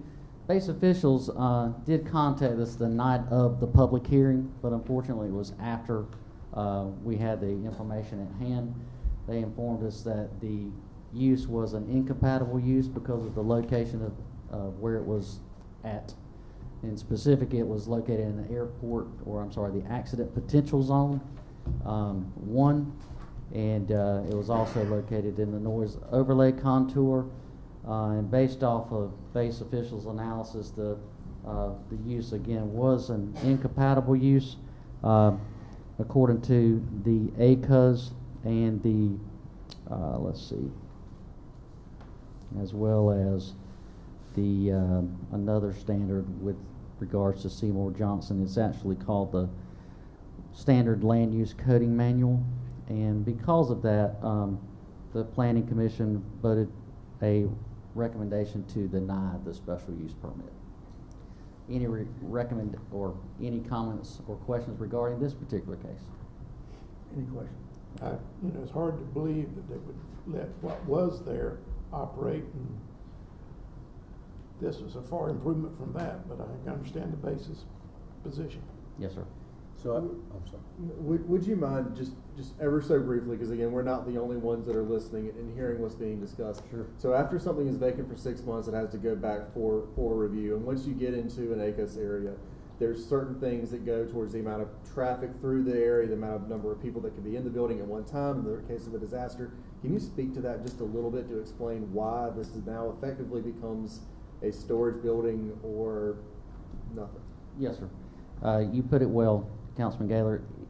Again, keeping in mind that because this is the proposed use, any use within that area along Highway 70 East, if it's located in the airport business zoning district, there's a good chance that any proposed use is going to be classified as a special use. And when it is designated as a special use, it has to come before the council for approval. So one of the items that we need to look for as staff, and that Seymour Johnson plays a critical role in us providing oversight for any development in that area, is that if there are uses that are not in conformance with any of their development regulations, which mirrors our development regulations, then we need to determine why that use doesn't comply, and see if there are any other alternatives that may be the property can be used for a particular use in the city of Goldsboro. With regards to the previous use, it was at such the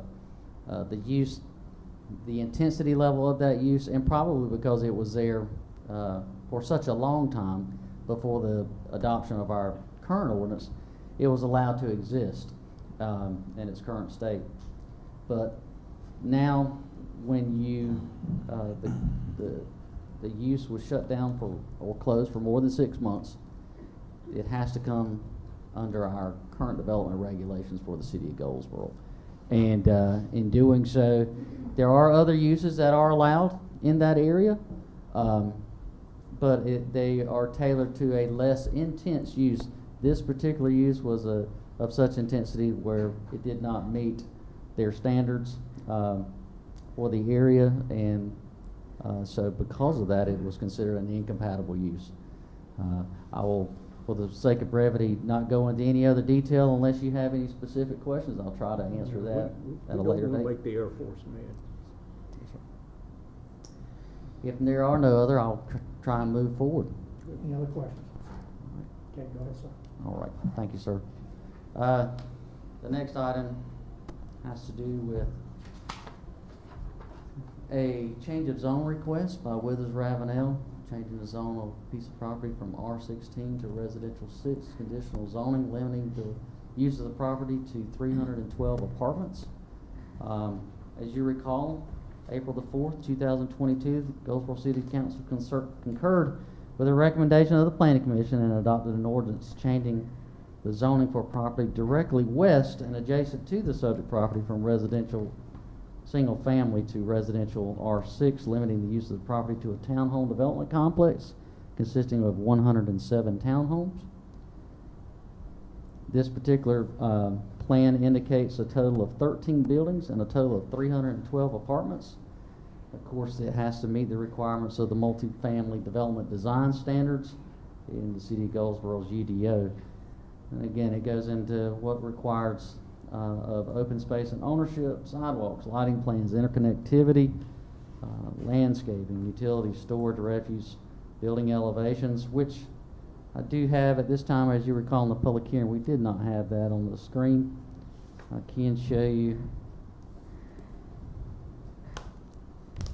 Here is the site plan. This is a concept plan of that development.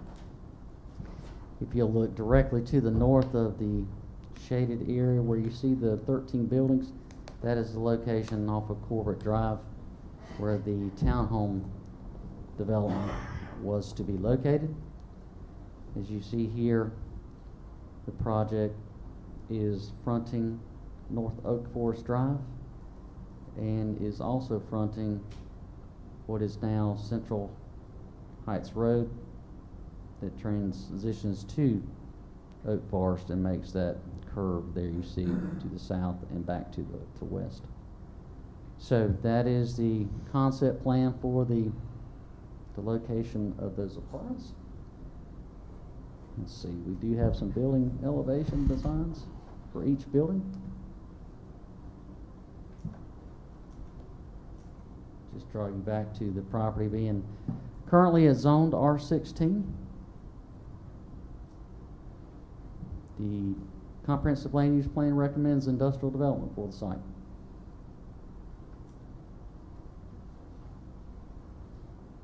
At the public hearing, Ms. Brendy Vega was present to represent the applicant as well as to speak for the request.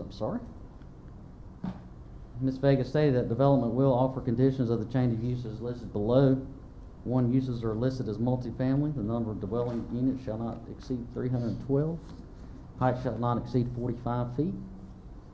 Additional access points will be provided in accordance with NCDOT and city requirements. And the development standard shall be compliant with the UDO.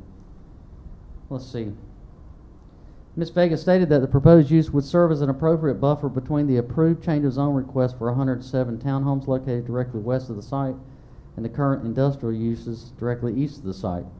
In addition, she stated that while the current land use recommends industrial for the site, she believed that new residential development trends, higher density and infill development, warrant further consideration of the site for residential use since the comprehensive land use plan adoption in 2013. No other individuals were present to speak for or against the request. On the 25th of April, the Goldsboro Planning Commission recommended approval of the change of zone request from residential R16 to residential conditional zoning.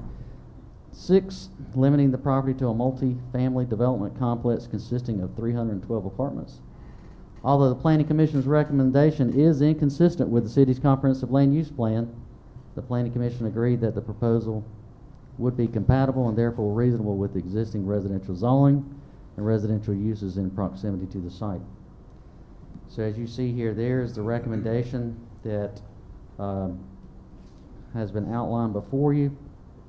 Should you make the motion to approve this recommendation by the Planning Commission?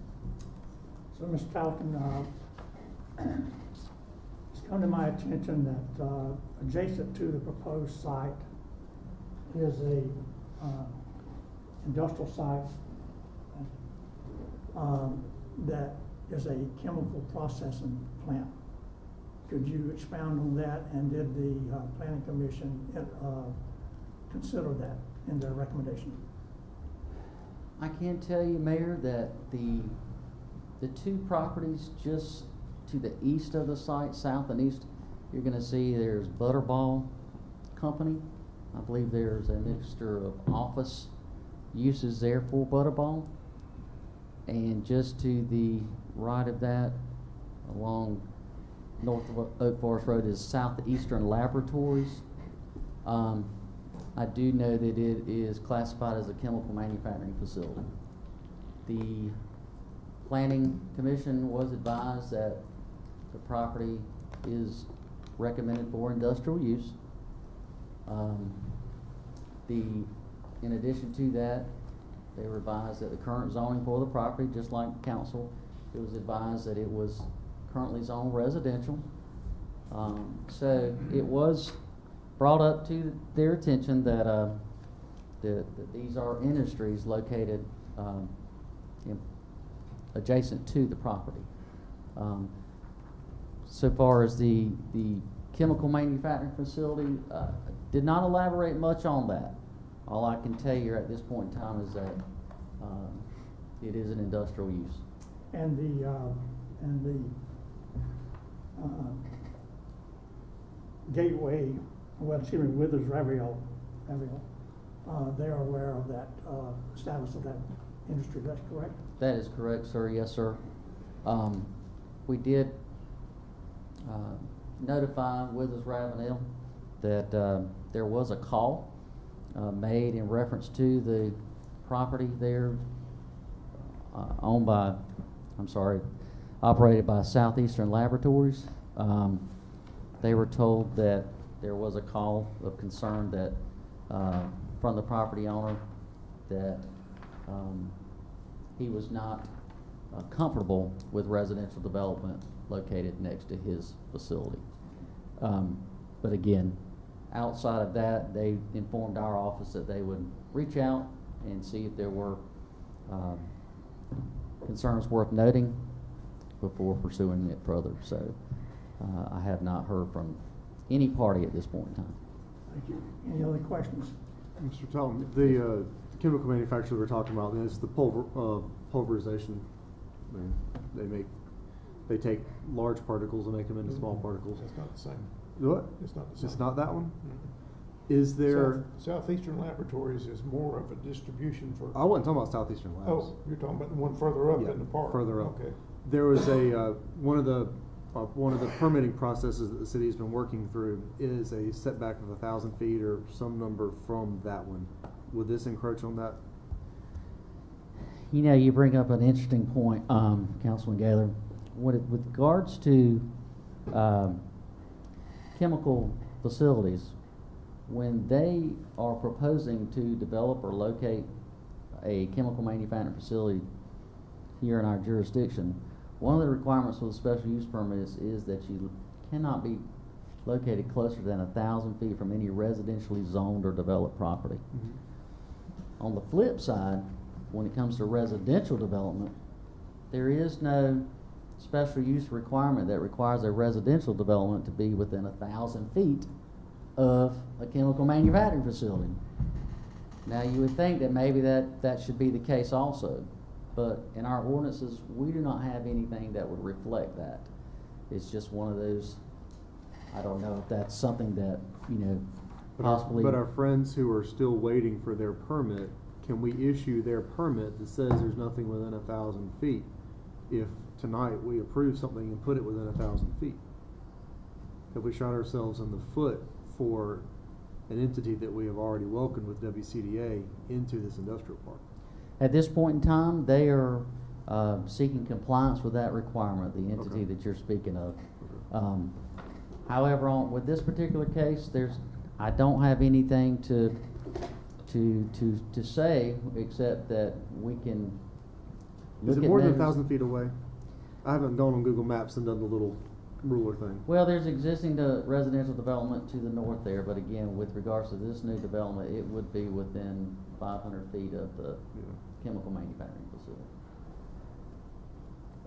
I think I would like, and again, I'm just one voice here, but I would like clarification on, given that we have a permit in process. Sure. And we're currently going through a process to ensure that we're going to be able to approve that permit when the time is right. I would want to ensure that we are not impeding our own progress if we make this approval tonight. But if you're confident that we're not, then obviously I trust you. But Yes, sir. I feel like with regards to the industry in our park east that is currently has been approved under a special use permit, measures are in place as we speak to ensure that 1,000-foot requirement is being met. Again, with regards to a residential development being closer to a chemical manufacturing facility, again, there are no special requirements that they have to be. It's just interesting enough that you would think that maybe the same would apply for a residential development community being located next to a chemical manufacturing facility. And at this point in time, there are none.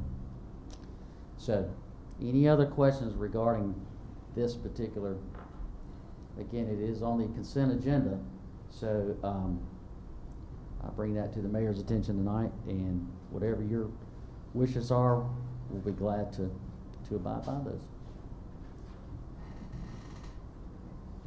Everyone is everyone satisfied with leaving it on consent agenda?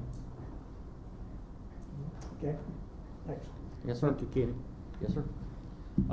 One last thing, we have tonight, we have a proposal for a contract extension for Goldsboro Wayne Transportation Authority, Marketing and Public Relations Services with Quest Corporation of America, Inc.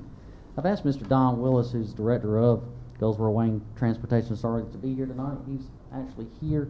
If you have any detailed questions, you may not have any, but he's so graciously accepted my offer to come and just be here just in case if he was needed. But I just wanted to real quickly run through this for you. So the Goldsboro Wayne Transportation Authority, known locally as the GWTA, requested qualifications from a qualified marketing public relations firm to manage and expand the public outreach and marketing strategy for the GWTA public transportation system in 2019 and contracted those services with Quest Corporation of America. The scope of services including development, maintenance, and or creation of the following items. And as you see there, 1 through 12, I won't go through all of them. Anything from customer satisfaction surveys to a GWTA website, advertising, marketing strategies for ridership development and growth, research and development of revenue generating advertising program options, a number of things. The contract began in July 1st, 2019 and ends this year, June 30th, and includes an option to extend for up to 2 one-year periods. The Goldsboro MPO allocated 5303 transit planning funds annually through the North Carolina Department of Transportation's Integrated Mobility Division. These funds are available from the Federal Transit Administration under the Metropolitan Planning Program and used solely for transit planning activities. GWTA has been designated recipient of these funds, and the funds are used for their short-term and long-term transit planning needs. So the scope of services with the current QCA contract are eligible expenses for the use of 5303 funds and are reimbursable to the City of Goldsboro, which we serve as the lead planning agency for the Goldsboro MPO at an 80-10-10 cost share. These funds are budgeted within the city's budget each year. So the GWTA Board of Directors met on February 24, 2022 and requested the contract with Quest be extended and amended in order to draw down planning funds for eligible transit planning activities. The extension of the contract would allow for the following additional tasks beginning July 1st, 2022 through June 30th, 2023. As you see there, 1 through 6, workforce development. Number 2, update and development of additional marketing materials. Number 3, audit of all signage and refreshing, updating of signage as needed. Number 4, development of animated videos to support how to ride and travel training to encourage use of fixed route services instead of more expensive demand response van services, radio advertising, and social media. So staff recommended the extension of contract with Quest to the Goldsboro MPO TAC at their March 17, 2022 meeting.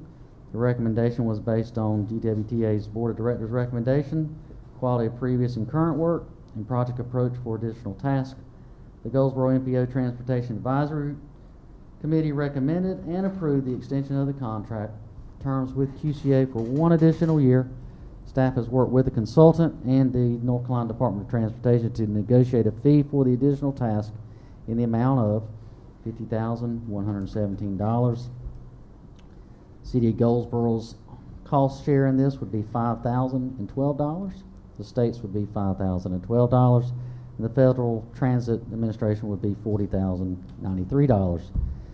The contract extension fee proposal has been reviewed by the Planning Department, yours truly, and North Carolina Department of Transportation, checked for accuracy and found to be in order. We have also reviewed the financing of this project with our Finance Director, Ms. Catherine Gwynn. Sufficient funds will be available for this project within the fiscal year 23 city budget, with 80% of the project eligible for use of the 5303 funds and reimbursed by NCDOT. So tonight we will be asking for your recommendation to accept the GWTA Board of Directors and MPO Transportation Advisory Committee recommendation to extend the contract with Quest for additional tasks, and we ask for you to adopt the resolution authorizing the mayor and city clerk to execute a contract extension in the amount of $50,000 and $117 for 1 additional year. So behind that, you'll see the resolution, and you'll see the contract extension and amendment, along with some other exhibits. If you have any questions, feel free to ask. Mayor, are there anything for the board? Can we ask or answer any questions for you? I said last time, whenever we started using Quest, which was about 7 years ago, I think, and Mr. Willis's predecessor had some prior experience with them. And as many of us can remember, Gateway had a negative opinion by a lot of the community. And it was left up to Quest to try to change that. That's when we changed from Gateway to GWTA, and we printed route maps, and they were very instrumental in it. And our ridership increased, over the next few years. And now we don't see buses going around completely empty much anymore. And that's what the big problem was back in those days. And Quest showed us a way to advertise and all that. And they were well worth what they were paid. Well worth. If all the consultants we approved were as effective as they are, then I wouldn't be so much against consultants. But as a general rule, they aren't. But Quest did do its job and continues to do its job to the best of my knowledge. Fantastic. Thank you. That's good information. Any other comment or question? Not, thank you, sir. Thank you, sir. Okay, it's about 6:40. We've got about 20 minutes. We do have an item for closed session. Is that right, Mr. Lawrence? Yes, sir. I believe there's 2 items. I believe there's a personnel item and a potential litigation item.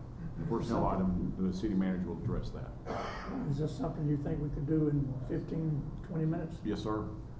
If so, then I would ask the council to consider ending the open session, go into closed session for litigation items. I make a motion, we go into closed session for possible litigation and personnel. Second. Motion made and second. All in favor, raise your hand. Okay. This time, we recess, close the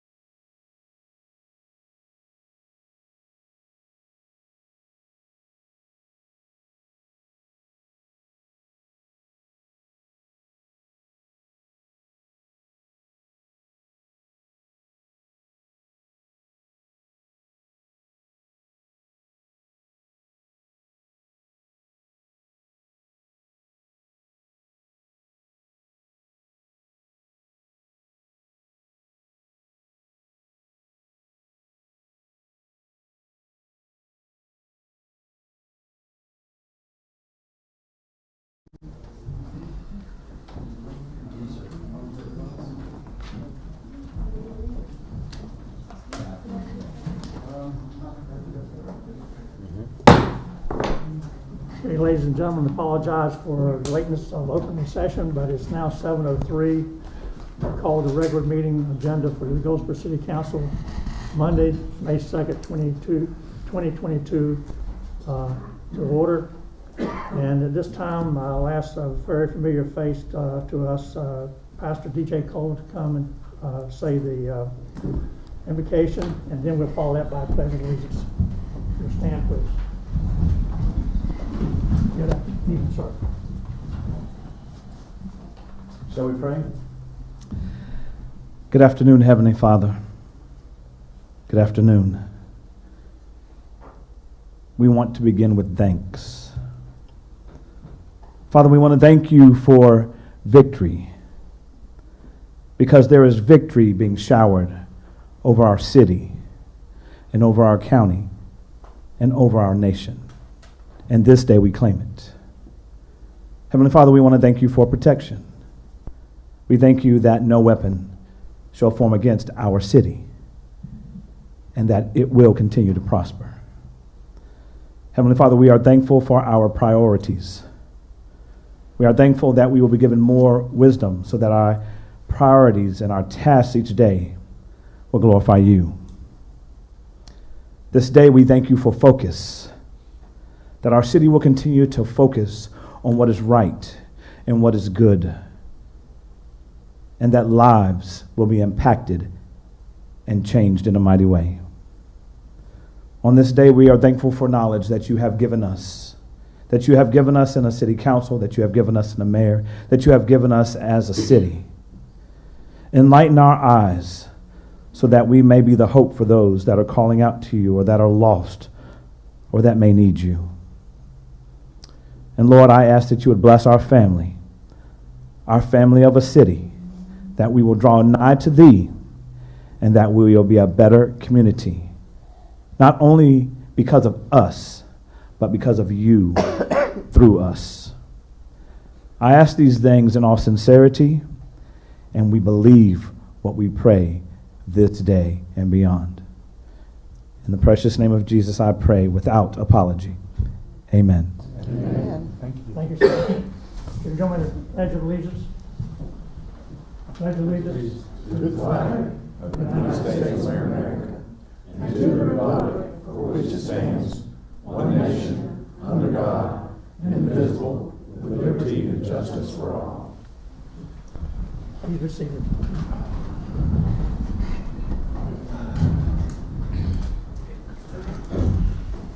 Okay, Madam Clerk, if you would call the roll, please. Mayor Ham, Yes. Mayor Pro Tem Polak, Present. Councilwoman Jones, Present. Councilman Broadway, Here. Councilwoman Matthews, Present. Councilman Gaylor, Present. Councilman Aycock. Here. Everyone's here. So the next item on the agenda is approval of the work session and regular meeting minutes of April 18th. You have been provided a copy of them. Is there a motion to approve the minutes of April 18 work session and regular session? Motion to approve the minutes of the work session and regular meeting session of April 18th, 2022. Is there a second? Second. Any discussion? All in favor of approving the minutes of the work session and regular meeting minutes of April 18, 2022, please show by raising your hand. Motion is made and the minutes are approved. We have no presentations at this time. I will invite anyone to come and speak at the public comment period. You'll have 3 minutes to speak. We'll have the time posted on the screens there. Please abide by the time, please. So anyone wishing to speak, please come forward.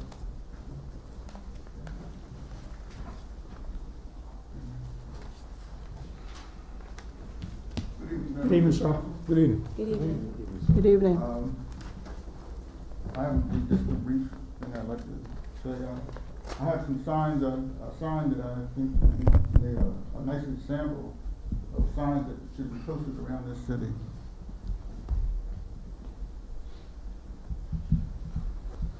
How you doing, sir? Good to see you. All right, one more thing.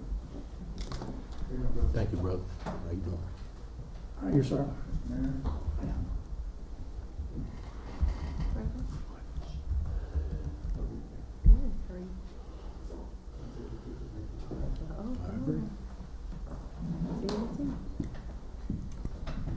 He's right.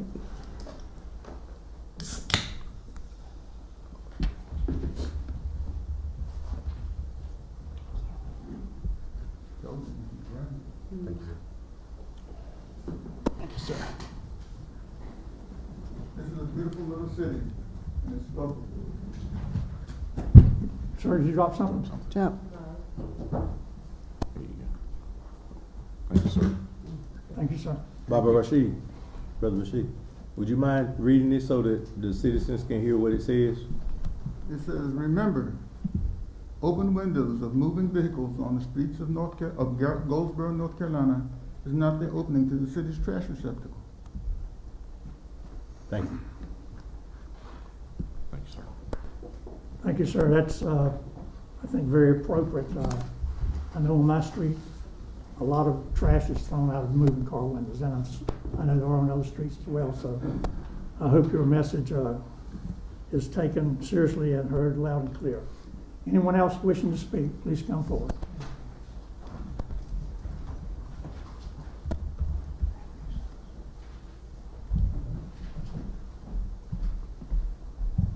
Please announce your Good name. afternoon. Good afternoon. Good evening. We're with the Warm Body, Warm Soul Health Center, and we are here to speak on the behalf of our organization.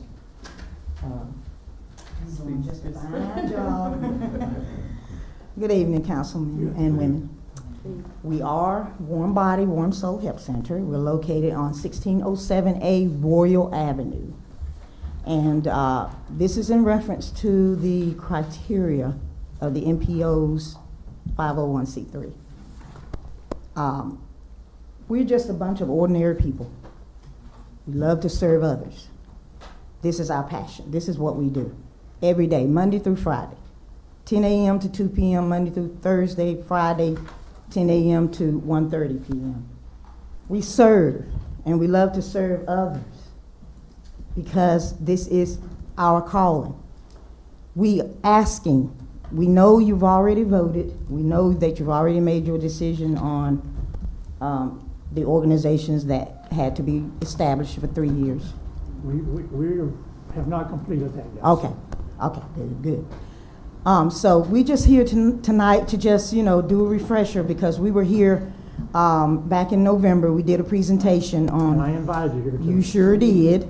And and we just wanted to, let you know that we're still there. We're pumping every day.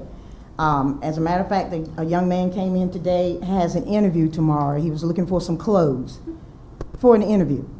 And we were so glad to be there to offer that service.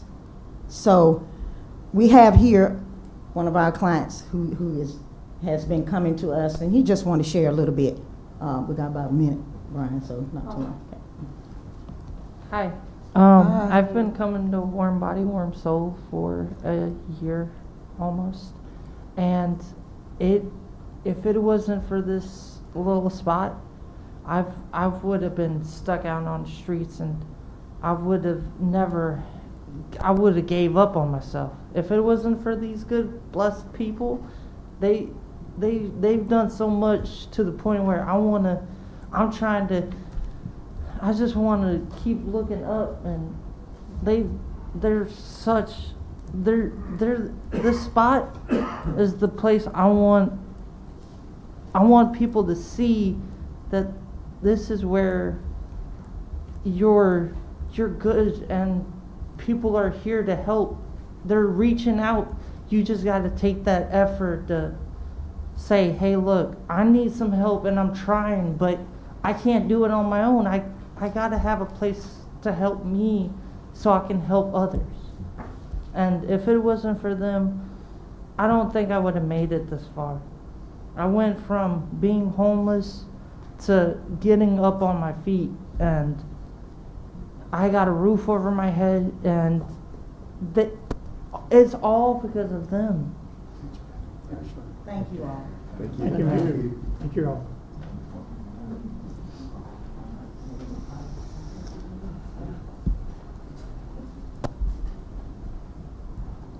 Anyone else wishing to speak, please come forward.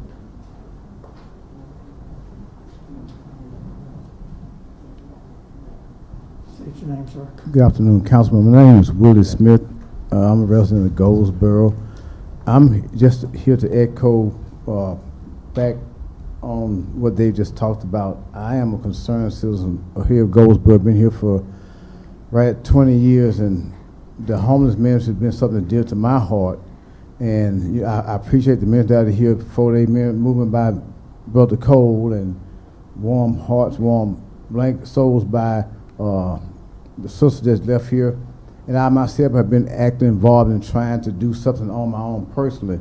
But I was here a couple of months ago, and I know that I had saw that was some fund, a grant that was supposed to be, I guess, for homelessness.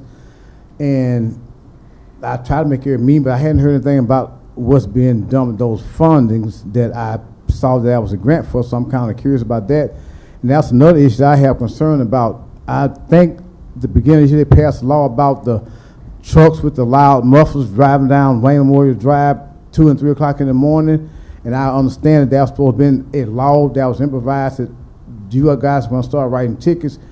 I've seen just as many trucks riding down Wayne Memorial Drive, Berkeley Boulevard, 2 and 3 o'clock in the morning with those loud mufflers as that did before the law ever got passed. So I'm kind of concerned, have you all even took in consideration the law that was supposed to pass here in Goldsboro? And what are you all intend on doing about it? When are y'all going to start writing tickets? Because those guys are still doing the same foolish stuff, and it's really getting to be annoying. And I live on Teakwood subdivision, which is right off Berkeley Boulevard, and this all time, night, all time of day. And also, that's another issue I'm concerned about. When I go to get my car inspected, I have tinted windows. Supposedly, if you got tinted beyond whatever it is, you're not supposed to be able to get an inspection, or it's against the law. What I'm seeing more and more I drive around, I'm seeing people you can't even see into their cars. But again, that's something else I thought was supposed to implement an implementation of that law being enacted, where you guys are supposed to start writing tickets and do something about that. So my question is the city familiar with the laws that have been implemented, and at what point are you all guys intend on starting to enforce the laws with those loud mufflers and these tinted windows you can't see into the car? Somebody else hit me a couple weeks ago because the windows so dark, I could see them, they couldn't see me, and it's saying nothing's being done about me. It might seem minor, but it's a major issue, and I would like to know when we intend on addressing it, and at what point are we going to start dealing with it.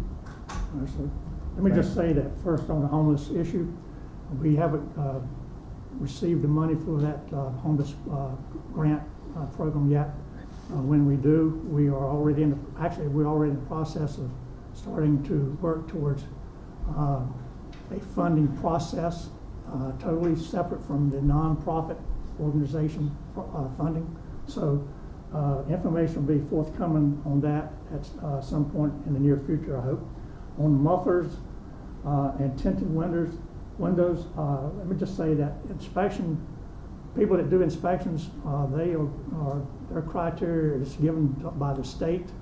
I'm assuming that when they get their cars inspected, they meet that state criteria. Now, I can't speak to what it has to do with tinted windows, but if there are tinted windows provisions in there, I'm assuming that all of our inspection stations are conform to that, and they don't give an inspection to cars that don't conform to it now. That doesn't mean that someone can't put tinted windows dressing on it after they leave if they choose to decide. Now, on that issue and muffler issues, our manager's taking notes of this, and we'll contact our police department, our police chief tomorrow morning and address that matter to them. Thank you, sir. These tinted windows he's talking about, they are a danger to our law enforcement officers. I agree. And when they catch somebody with tinted windows, if they would pull them over and check, let them ask for who did your inspection on your car last time, and check, because most of them are carrying them to inspection stations that are not abiding by the laws, and that's the issue that is the real problem. Is the tent are being put on, and then the next year they go for another inspection, and the guy says, I'll forget about it. But no, I'm totally in agreement with you on that. And I Mr. hate Smith. loud mufflers too. Mr. Smith, Mr. Smith. Thank you, Mr. Smith. I just did some quick research, and I want you to take a look at the North Carolina General Statute that speaks specifically to mufflers and exhausts. In the meantime, while staff is working to try to get you some answers, you can read a little bit about that too. And if anybody else would like to read it, it's the NC General Statute 20-128, and it speaks specifically to exhaust systems and mufflers. And yeah. Okay, anyone else wishing to speak? Come forward, sir. Excuse me, I'm a big slut. Hey, That's Mr. Thompson, isn't it? Yes, it is, David. Thank you. Y'all live in my neighborhood, and I got the same concerns as he does about the speeders and all that, but that's not why I'm here. Evidently, there's a special planning for the old Smith Hardware parking lot. And my concern is that it is not the highest and best use on a city corridor, an entry corridor.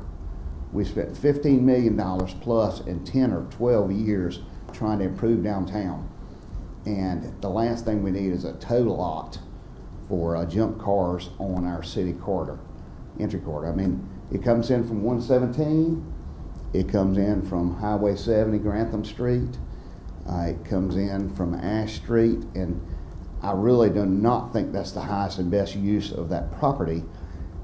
There is other property back on Carolina Street that's fenced in, safe, and able to be used for the same purpose.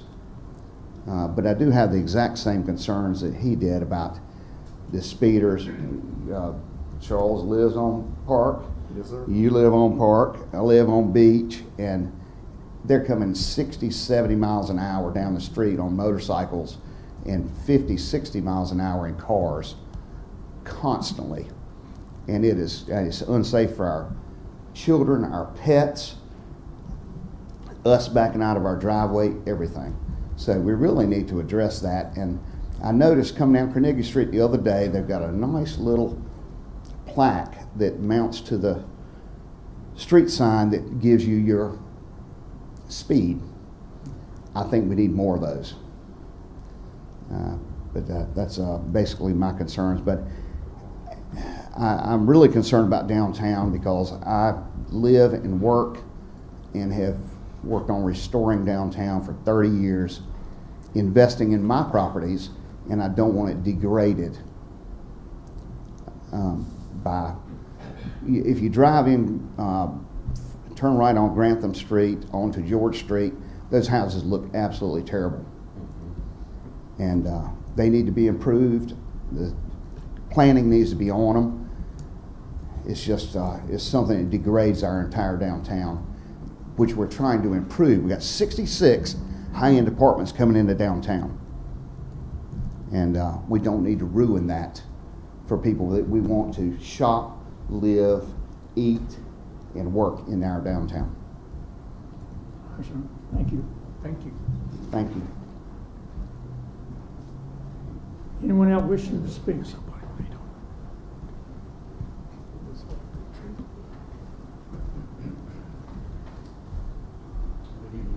Good evening.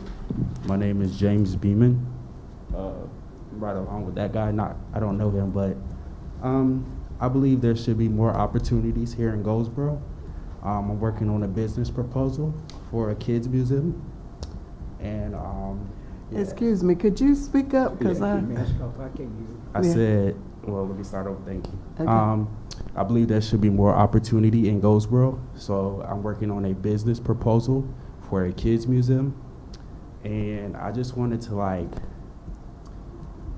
well, really, for one, this is my first time meeting you, Mayor, and I just want to know what motivates you to become the mayor? That's a pretty big question. I don't know what it has to do with it, but I entered service here at the city back in 2015 as a council member, and I served 4 years. I ran again in 2019 due to the unfortunate issues with Mayor Allen having to step down. The council appointed me or elected me to replace him. Why did I choose to do that? Because my whole life has been about serving. I spent 25 years in the military serving our country. I've volunteered for various organizations here in Goldsboro and other places I've lived. So for me, it's about giving back to my community and trying to do something to better our community. Okay. I'll keep that in mind. All right, but I appreciate y'all time. I just came to let you guys know about my business proposal, and hopefully I can turn my dreams into reality someday. Well, come back and tell us when you got everything concreted in and ready to go. Appreciate it. Thank you, Keep sir. working on it. Proud of you. Anyone else wishing to speak? Anyone else wishing to speak? If not, we'll close the public comment period and we'll move to the consent agenda items. Mr. Manager, if you'll. Sir, consent agenda items B through E are presented for council approval. Okay, items B through through E, you've heard and discussed. Is there a motion to accept and pass the consent agenda items? I make a motion to adopt consent agenda items B through E. Motion's been made to adopt Second. B through E. Is there a second? Second. There's a second. Any discussion? Okay, Madam Clerk, if you will call the roll, please. Mayor Ham, Yes. Mayor Pro Tem Polak. Yes. Councilwoman Jones, Yes. Councilman Broadway, Yes. Councilwoman Matthews, Yes. Councilman Gaylor, Yes. Councilman Aycock. Yes. And adoption of the consent agendas is made. We have no items requiring individual actions. We'll move to the city manager's report.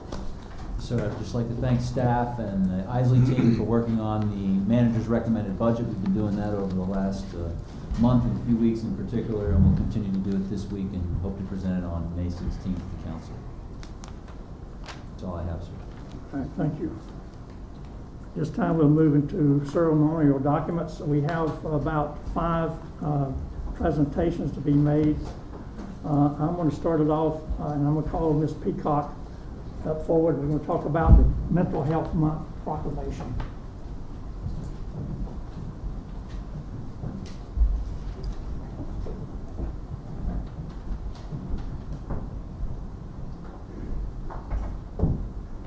Would you like to speak first? I would like to make take a few moments. You know me, I have to say things, right? Mental health awareness is important to us, and it's been even more important in the last couple of years. We've realized the stress, anxiety, and what we've lost has been tremendous. This month, we want to make sure that everybody feels comfortable reaching out and getting help. It's okay. It's okay to ask for help. We have posters we'd like for people to take. They will be on the table out there. If you'll post them in your business, at your church, or anywhere to people know it's okay to reach for help. We also have activities on Thursdays, what we call Lunch and Learn. This Thursday will be at Wages. Melissa Reese will be presenting.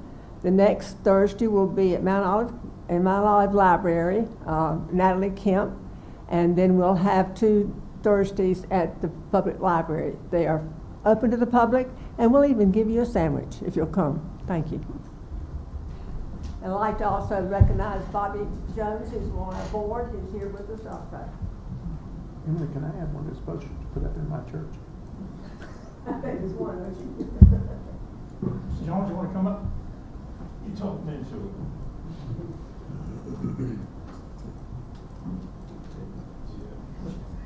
I don't know you as well as know her. I've known her about 10 or 15 years. Only. And we go back a long ways. This lady here does so much for this community. She really does. I don't even want to try to say what she's contributed to this community because we don't have time for it. But anyway, let me read this Mental Health Month proclamation. Whereas mental health is essential to everyone's overall health and well-being, and whereas all Americans experience times of difficulty and stress in their lives, and whereas prevention is an effective way to reduce the burden of mental health conditions, and whereas there is a strong body of research that supports specific tools that all Americans can use to better handle challenges and protect their health and well-being. And whereas mental health conditions are real and prevalent in our nation, and whereas with effective treatment, those individuals with mental health conditions can recover and lead full, productive lives. And whereas each business, school, government agency, healthcare provider, organization, and citizen shares the burden of mental health problems and has responsibility to promote mental wellness and support prevention efforts. Now, therefore, I, David Ham, Mayor of the City of Goldsboro, North Carolina, do hereby proclaim May 2022 as Mental Health Month, and call upon the citizens, government agencies, public and private institutions, businesses and schools in Goldsboro to recommit our community to increasing awareness and understanding of mental health, the steps our citizens can take to protect their mental health, and the need for appropriate and accessible services for all people with mental health conditions. In witness, therefore, I have unto this date set my hand and fixed the seal of the City of Goldsboro, North Carolina, effective May 2nd, 2022. Let's take a picture here. You got folks.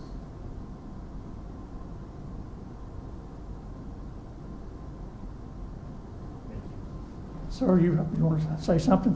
I just simply want to invite council to continue to support us and join us in dealing with the stigma associated with mental illness. Thank you. Thank you.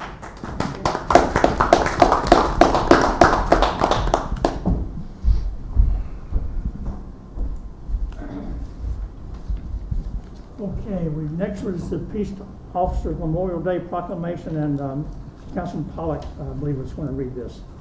Peace Officers Memorial Day Proclamation. Whereas the Congress and President of the United States has designated May 15th as Peace Officers Memorial Day, and the week in which May 15th falls is National Police Week. And whereas the members of the law enforcement agency of the City of Goldsboro play an essential role in safeguarding the rights and freedoms of the citizens of Goldsboro. And whereas it is important that all citizens know and understand the duties, responsibilities, hazards, and sacrifices of their law enforcement agency.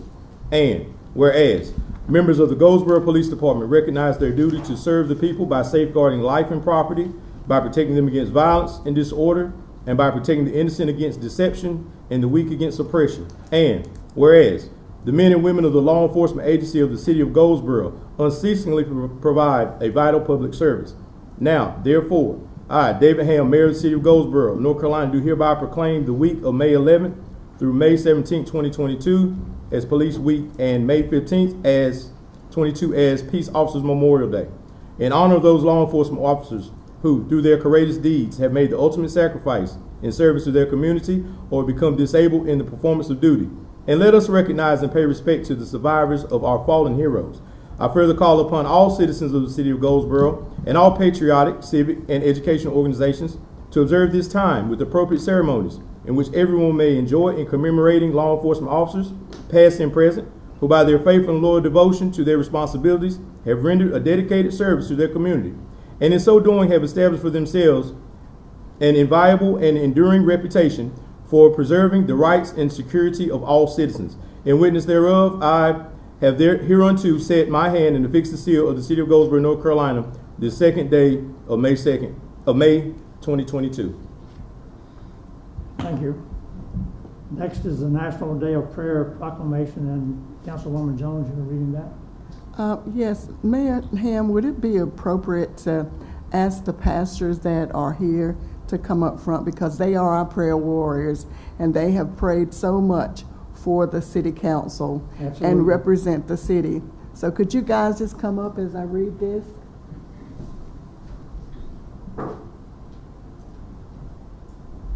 Mr. Slater, are you back? Is Mr. Slater back there? No, ma'am. I thought he was. Okay. All right. Just you, but it's okay. Whereas city prayers and national days of prayer have a long and venerable history in our constitutional republic, dating back to the First Continental Congress in 1975.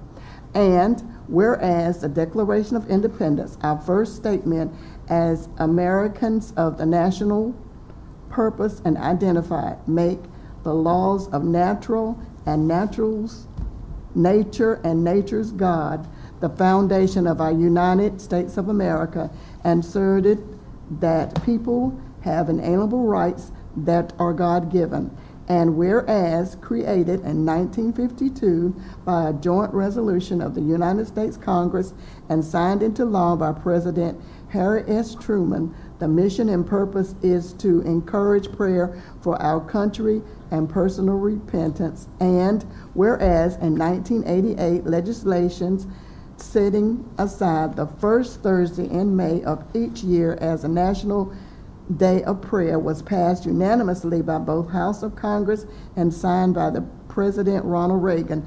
And whereas the Supreme Court has affirmed the right of state legislators to open their sessions with prayer, and the Supreme Court and the U.S. Congress themselves begin each day with prayer. And whereas this year, Wayne County United in Prayer is hosting its annual local National Day of Prayer event.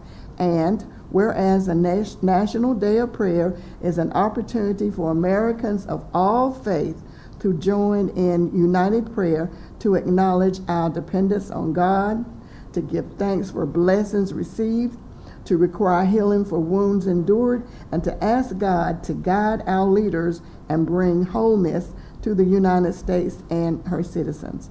Now, therefore, I, David Ham, Mayor of the City of Goldsboro, North Carolina, do hereby proclaim Thursday, May 5th, 2022, as a National Day of Prayer, in observance of the National Day of Prayer in the City of Goldsboro, North Carolina, and commend its observance to its citizens. In witness thereof, I have hereunto set my hand and affixed the seal of the City of Goldsboro, North Carolina, this second day of May, 2022. And thank you. Go forth and pray for the world. Thank you. Say anything?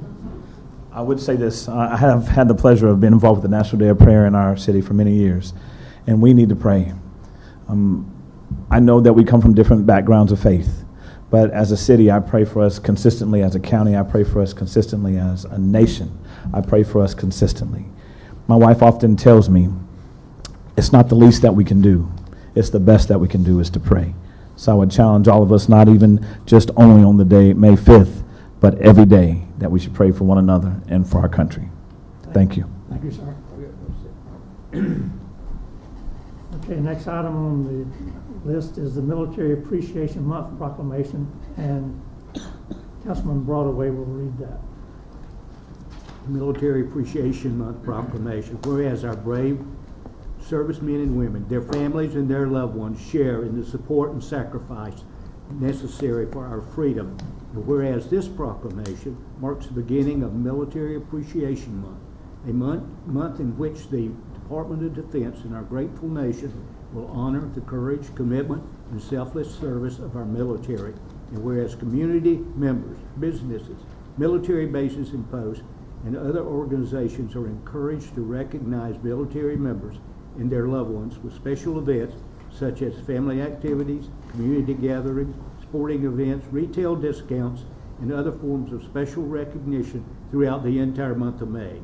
And whereas military-connected nonprofit organizations, veteran service organizations, and other military service providers, both public and private, are encouraged to band together to honor and serve our military families and their loved ones during the month of May.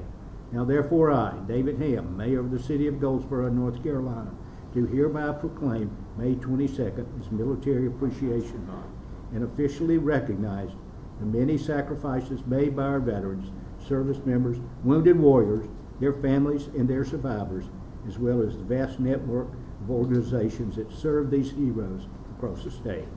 I have therefore set my hand and affixed the seal of the City of Goldsboro, North Carolina, the second day of May, 2022. Thank you. Finally, last but not least, is Municipal Clerk's Week proclamation. And Councilman Aycock will read that. whereas the office of municipal clerk, a time-honored and vital part of local government, exists throughout the world.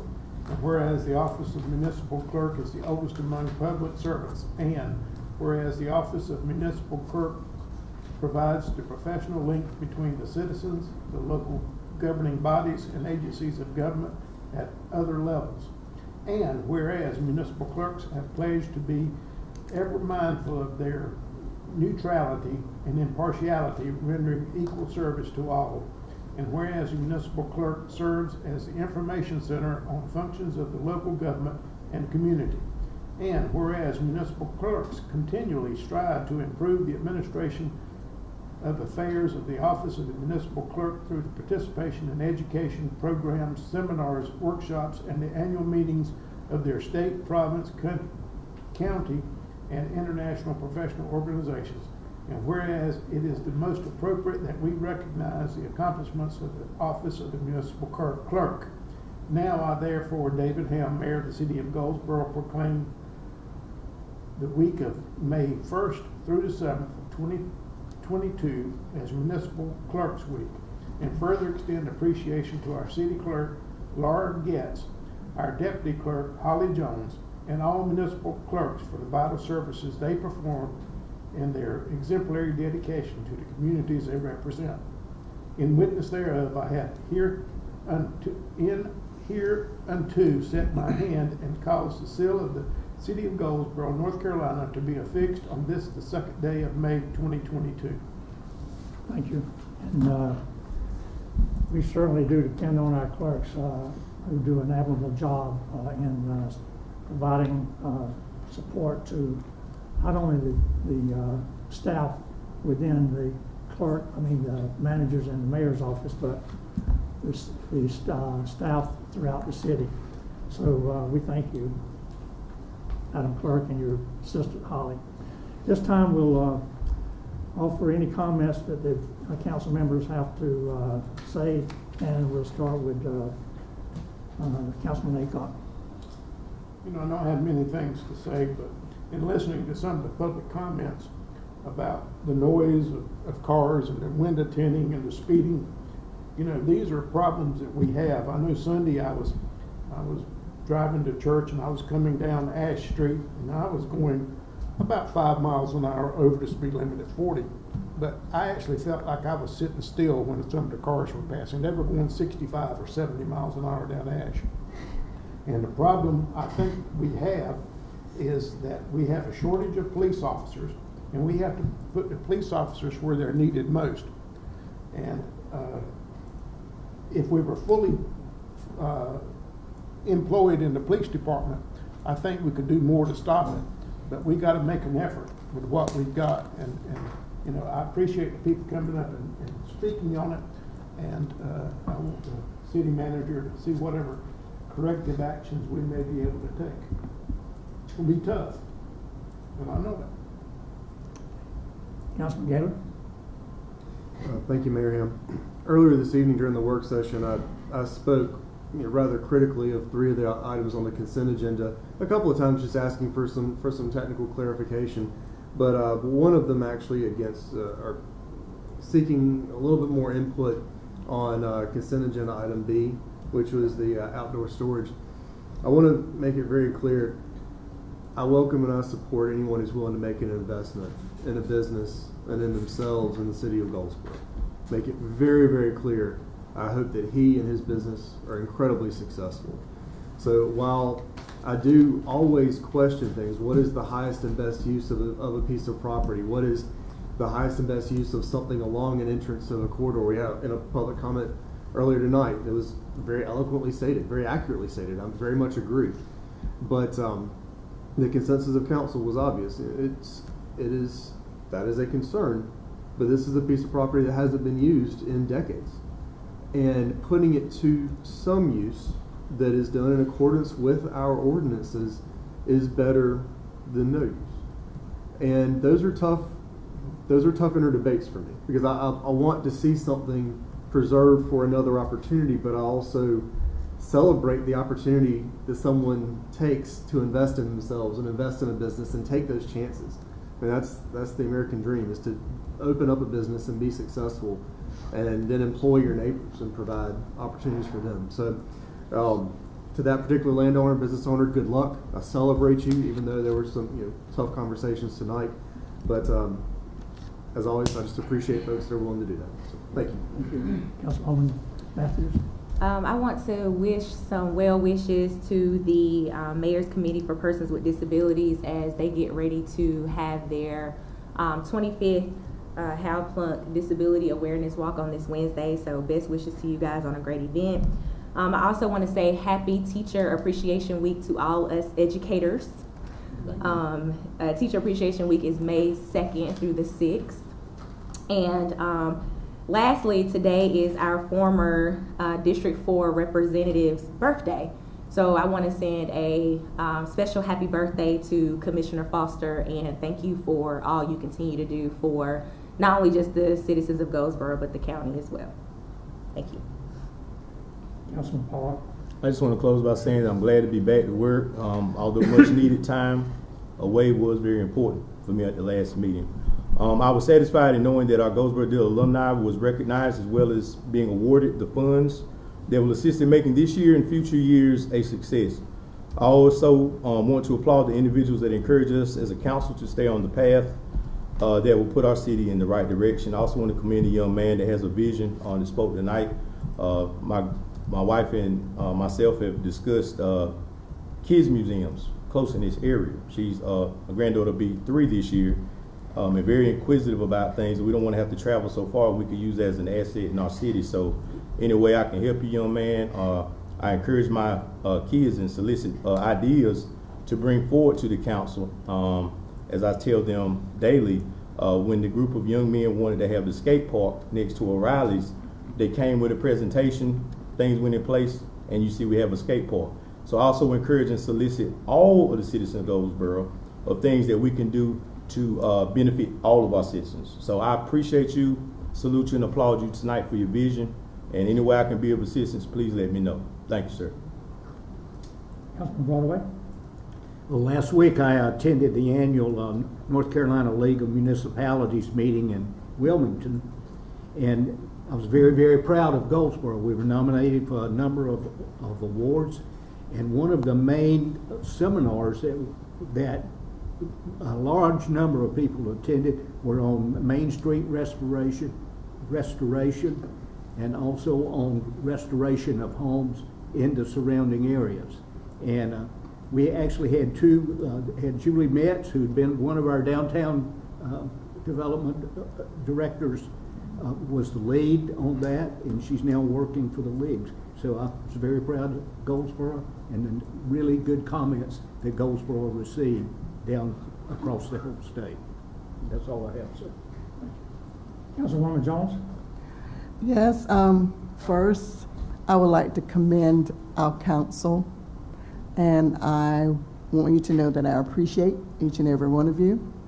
I respect you, and I am so glad that we are becoming a council that can talk and discuss and work things out, and that is good, because that's what our citizens need to see, because that's what we're here for.